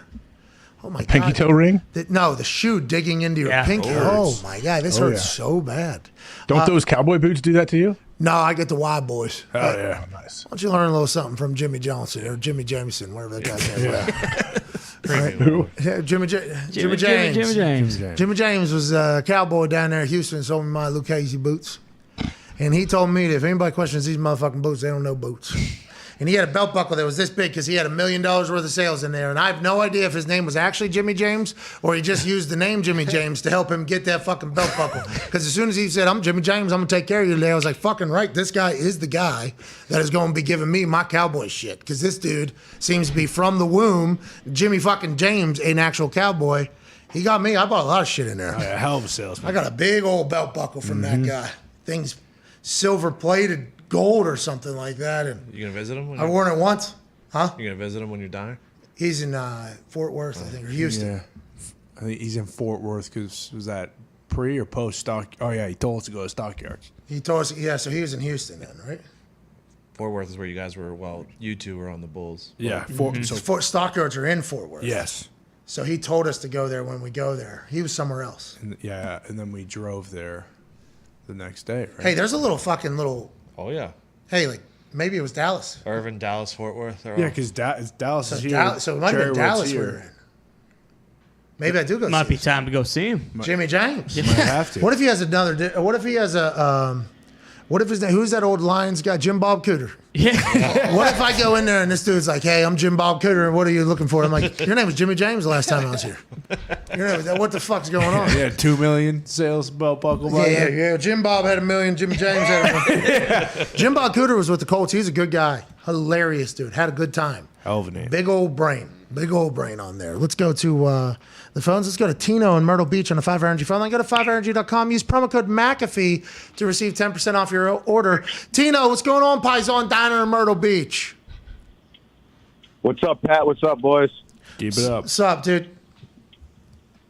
Just an eternally depressed Cowboys fan here. I just got a quick question. It's some wishful thinking, but I just want to get your guys' take on it. You think the Cowboys should move on from Zeke, if it's even possible, with his contract and make Tony Pollard the starter? Because I feel like every time he touches the fucking rock, he's fucking electric. Tino, great question on Myrtle Beach. Obviously, Myrtle Beach, a good time. Oh, yeah. Myrtle Beach is a good time. Good people down there. I've been there numerous times. Get a house on the beach. Go do the thing. Oh, really? Send Your Frogs, I believe, is in there. Good time. Oh, yeah. Always a good time down there in Myrtle Beach. They got the teal field. The That's surf right. turf. Oh, yeah. Surf turf, yeah. For the Chanticleers. Chanticleers, Coast of Carolina down there. Good town. Pollard played a lot in relief of Ezekiel Elliott when he got hurt, and he did really well. And immediately upon any success that he had, people started talking, are we paying Zeke way too much when this guy's the guy? But then Zeke came back and was electrifying, and nobody really gave him the credit. Do you think Zeke is that much of a difference between Pollard and all this conversation's a bunch of bullshit, AJ? I know you know Zeke a lot better than us. I don't know. I mean, I know Zeke has a very high salary that they don't seem like they want to move on from him for sure. I mean, I guess this year I think tells us a lot. Like the load that Zeke is able to handle, how if he's able to stay healthy throughout the year, whatever you got going on over there still, I think this is the year. One way or the other, they're going to figure it out with Zeke. Didn't he already restructure, though, and take some in a bonus? He's a good guy. A good guy. I know he's getting his cap hit is 18 this year, and his dad is 30, and it's 16 next year, and then 14 the year after that, and 17 the year after that, and then 16 the year after that. Did he sign a 10-year deal? What the fuck? He's under Remember, didn't he go to contract Cabo and he until got signed? Like, 2026. man, his agent did a good 5 job. or 6 years. Yeah, he was training in Cabo, though. He wasn't just having fun. Yeah. I mean, this is why some teams don't pay running backs. Why is that? Just because you never know when all of a sudden they're going to be a little bit older, and maybe you get a young guy in the draft in the 4th or 5th round. But, I mean, then there are guys like Jonathan Taylor and Derrick Henry where, there's 1-1. He signed a 6-year, $90 million deal. Wow. Go for Zeke. Baby Zeke. Great question from Tina, too. We appreciate that, closing out the show like that. AJ, 40 seconds until the SiriusXM listeners have a 6-minute break before Chris Mad Dog Russo. Anything to say to them before we head to Dallas and you head off to do whatever toxic stuff you do? I hope they tune in to see where you guys are at tomorrow in this secret location, maybe at the Airbnb, maybe somewhere else. And also, I hope they tune in Sunday to watch you in your program with Austin Theory. Thank you so much. I appreciate that. Hopefully you watch WrestleMania this weekend, SiriusXM listeners. We will be live from somewhere tomorrow. Hell yeah. We could look like bad AJ internet tomorrow, too. Uh-oh. We won't let it. Hey, that's a problem. Yeah. Text Zeke. See what's going on. I'm gonna text Zito, see what's going on. I mean, Any updates? Hey, PMS, happy birthday, Tone. Trending number 2, Ray Blood Bruce Willis. Dude. Wow. Happy birthday, Tony. Shout out to Bruce. If you haven't already entered, we're giving away $200 to 34 different people. You are being tasked with using that money to buy a jersey, and we will obviously know if you do or not. Use the hashtag PMS Happy Birthday Tone. Put your cash tag in there and wish Tone a happy birthday. Yeah. Happy birthday, Tony. Thank you, everybody. Oh no, Tone. What happened? No, that's one of my favorite tones. All right, we don't know where we're going to be tomorrow. That's exciting to hear. We're getting on a plane today. That's great too. What do you mean? You're a little worried from your last trip? Yeah. I hope you see that alien again. It was in. Yeah. It was in Texas. They've been reported all over the fucking place. Oh, Jesus. Oh, there's more? Oh, they've been reported all over the place. Oh. So more portals, you're saying? So it kind of started with us almost. Yeah. You saw it first. They're I like, hope hey, it's boys. not a portal because I want to see your WrestleMania match. Portals are bad. So we can't be in another world. Bro, we can go to another world. What do we? Yeah, just You drag think us. Matt Groening got to predict the entire future just by saying, no, I don't want to go to another world, pal? What are we doing? The good news is if you do go to a different portal, you'll still be wrestling at WrestleMania. It's just like the people who are around you and the outcome may be different and stuff like that because it's an alternate universe. Yeah, but I'm gonna win that wherever. I've been training. They haven't. You also could get like superhuman abilities before the match. I'm gonna come back and just be like, hey, just fucking took down another planet. So what are we doing? You know what I mean? I mean, honestly, you say no to that, you get a chance to go into that portal? Yeah, no thanks. Yeah, I don't think so. I'm out. I'm going. No doubt. Okay. You kidding me? Me too, by the way. I'm going if you guys are going. Well, you'll be forced to. I think. Yeah, you have to. Yeah. You have to. Yeah, you too, by the way, Nick. You're on the plane that I'm on. Life's pretty good here. Yeah, right. You you're could right. be wrestling Brock Lesnar on the other side of that portal. True. That's a good Could you imagine if I drop into an alternate universe where I have already been living a whole life and Brock Lesnar is living as well, and I just show up and there's an octagon and it's me standing there and Brock Lesnar on the other side, and I'm no, stop it, get out of there. Throw the white towel. possible. Could happen, I guess. Yeah. Anyways, we saw him first. The whole world is reacting to them now. Yep. We're mocked and ridiculed, and And then the other Pat from that dimension could beat you out of the portal, come over here, and assume your life over here. oh, like the Santa Claus whenever you got Yeah, the That's bad like Santa Claus. when you got educated. Annihilation. We don't want to do that. I just want to let you guys know I'll find a sled. I'll get back. Thank you. Good. Good. I was worried. I just want to let you know. That's what I'll do. That's all. When are we gonna actually see an alien, though? We could, all these so-called Pat's crafts. gonna walk one out at WrestleMania when he gets him from the different portal. Imagine that's my intro. I turn the corner. How you doing? We have a change. It's now a tag team. I fucking do one of these and just a big ass alien. That would be awesome. What's up, dude? That's what Jake Paul did with that robot. Yeah. That thing was fucking awesome. All right. We're going to go get on a plane. 10 digs and hammer down boys in 15 minutes at 3:15. Yeah. You guys giving out winners or what? Yeah, last night was much better. Hey, you guys bounce back. Here we go, boys. Good gamblers. Hey, a couple good gamblers after a bad gambling night. You'll have that. I mean, we just wait till the end of the week. Let's not judge us on Monday. Yeah, because Monday, what are we doing? We're a couple bad gamblers. Couple bad gamblers We by don't know how to- Wednesday. we don't know how to, we're good gamblers. Good gamblers. Those Hammer Don boys all like the Bengals, and there's some good gamblers. Dude, that is. We're going to have a shirt, I think. It says good gamblers. How do you spell it? Just same way. Like you would spell good gambler. What do you mean? I thought you might spell it like he says it. Oh, like an accent aigu over the E? Something. Accent good. Tilde somewhere. Good I don't know. He said something really smart, but I think he meant a different letter. You mean the A, right? It would be a different A. Tilde. Gambler. Not the E? No, because we say gambler. And Yeah, so it'd be gambler is gambler. The A is the. So it'd probably be. I never understand which one's which. On slancha, it's the A to the right. Yep. The thing is going up and to the right for slancha. Mm-hmm. I don't know what the A to the left is, but maybe that's the gambler. Yeah, could be gambler. That might be. Accent aigu. You almost want to replace the E with a U. Gambler. Gambler. Good gambler. Oh, that's what you were talking about at the end. I was There you talking go. about the A at the beginning. Mm-hmm. So double dots over the E. I just wanted to say accent aigu. It sounded pretty sweet. Is that the double dots? What is it? That's just the That's an French. umlaut. That's an umlaut. That's the French accent. The double dots is the umlaut? Yep. That's like when he says goomp. AJ. That's you with the W. Yeah. That's real Swiss, right? That's like Swiss and Nordic up there. Very Nordic. German as well. What is the Germans? Origin of the word, please. Those kids, Yeah. Weapons. so smart. Yeah. AJ, how were you at spelling? Great. I actually was pretty good at spelling. Yeah. Me Fat as well. chance. He was, dude. Math. So I told you it's no. nice. Numbers no, but I can spell pretty good. I want to spell and B, 5th grade. Geography bowl, Congrats, 8th grade. Thank you. Kind of quit on trying in school after that, but I have 2 fucking cups. No big deal. Back to back. I was a science Olympian too, I think, 8th grade or 9th grade. They brought me to bring in the competitive juices because we were competing, and they shouldn't have done that. They should have brought a better brain because in my particular event, I did not add much. I did not add Seen much. this guy at the internet. He said he sucked at school on purpose because he knew he was better than it. Who did that? Who was that? Had to be Fouch, right? Is that what he said? I don't think he said that. Wouldn't let the That is not fucking what he- system ruin my creativity, man. I fucking knew it That was when I was not- 9. Come on. All right. That is. That was it. It was Jerry.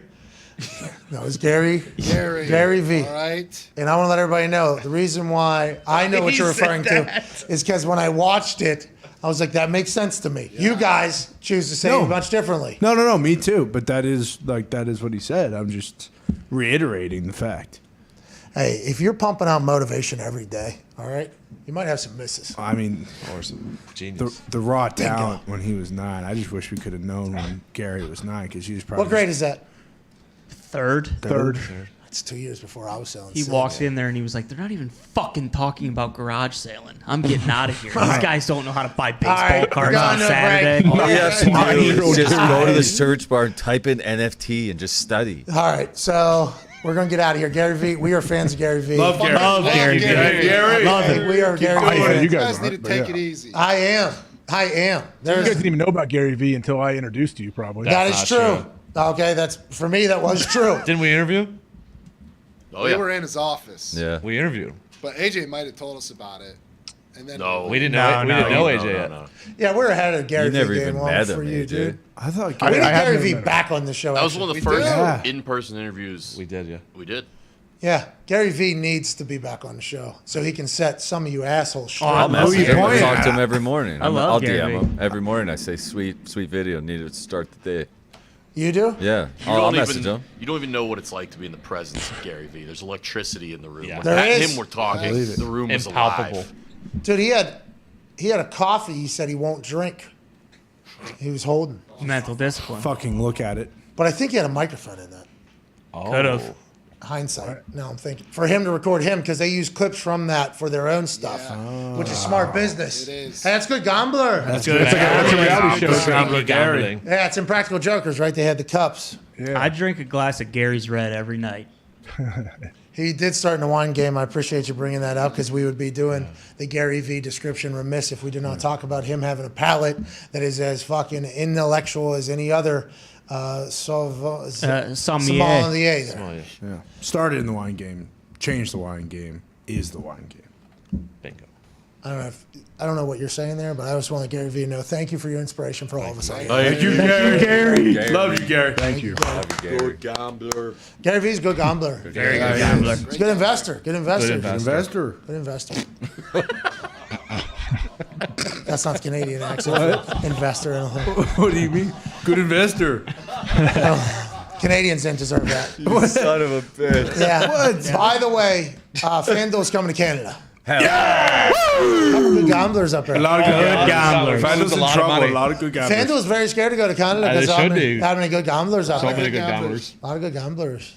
They're only starting in Ontario next week because of how many good gamblers. Too many good gamblers. They're like, we don't want to get over to Saskatoon. There are too many good gamblers. Saskatoon. Lose our asses in Saskatoon. Hey, those Saskatoon guys, those are some good gamblers. Really Great good gamblers gamblers. in Saskatoon. Is Gabe Morency making the first bet or not? Should be. He's in Vancouver though. He's in British Columbia. What are we going to do? Fly him to Ontario? He'll fucking run if he has to. I want Raging Redhead and Gabe Morency to go live and make a pick that they both agree on that has to be their first bet. I'll put the money on. Make a $20,000 bet that they both have to agree on and they have to stream live. First bet in Canada.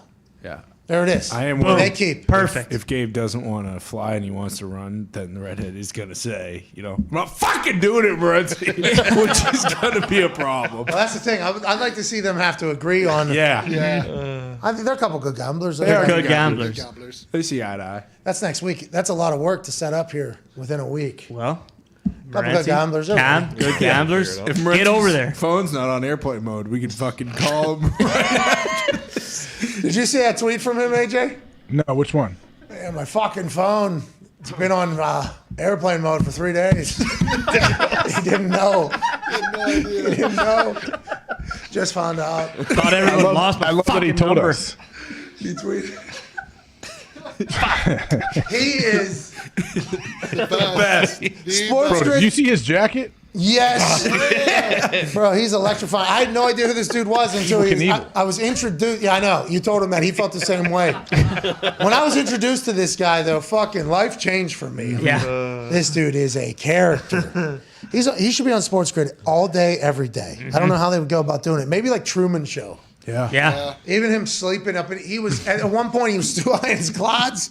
His apartment was too high in the air at one point. He was documenting it. It was amazing. Me and Gumpy actually watched Morency watch the Bills-Chiefs game, and just because it was so entertaining, like it was electric just to see him react to sports that he cares about. I don't know anything about him other than what I just watch him do. Yes. I don't know where he came from, what he did. I think he was in Rock Band at some point. I guess. He is. He's a hockey goalie.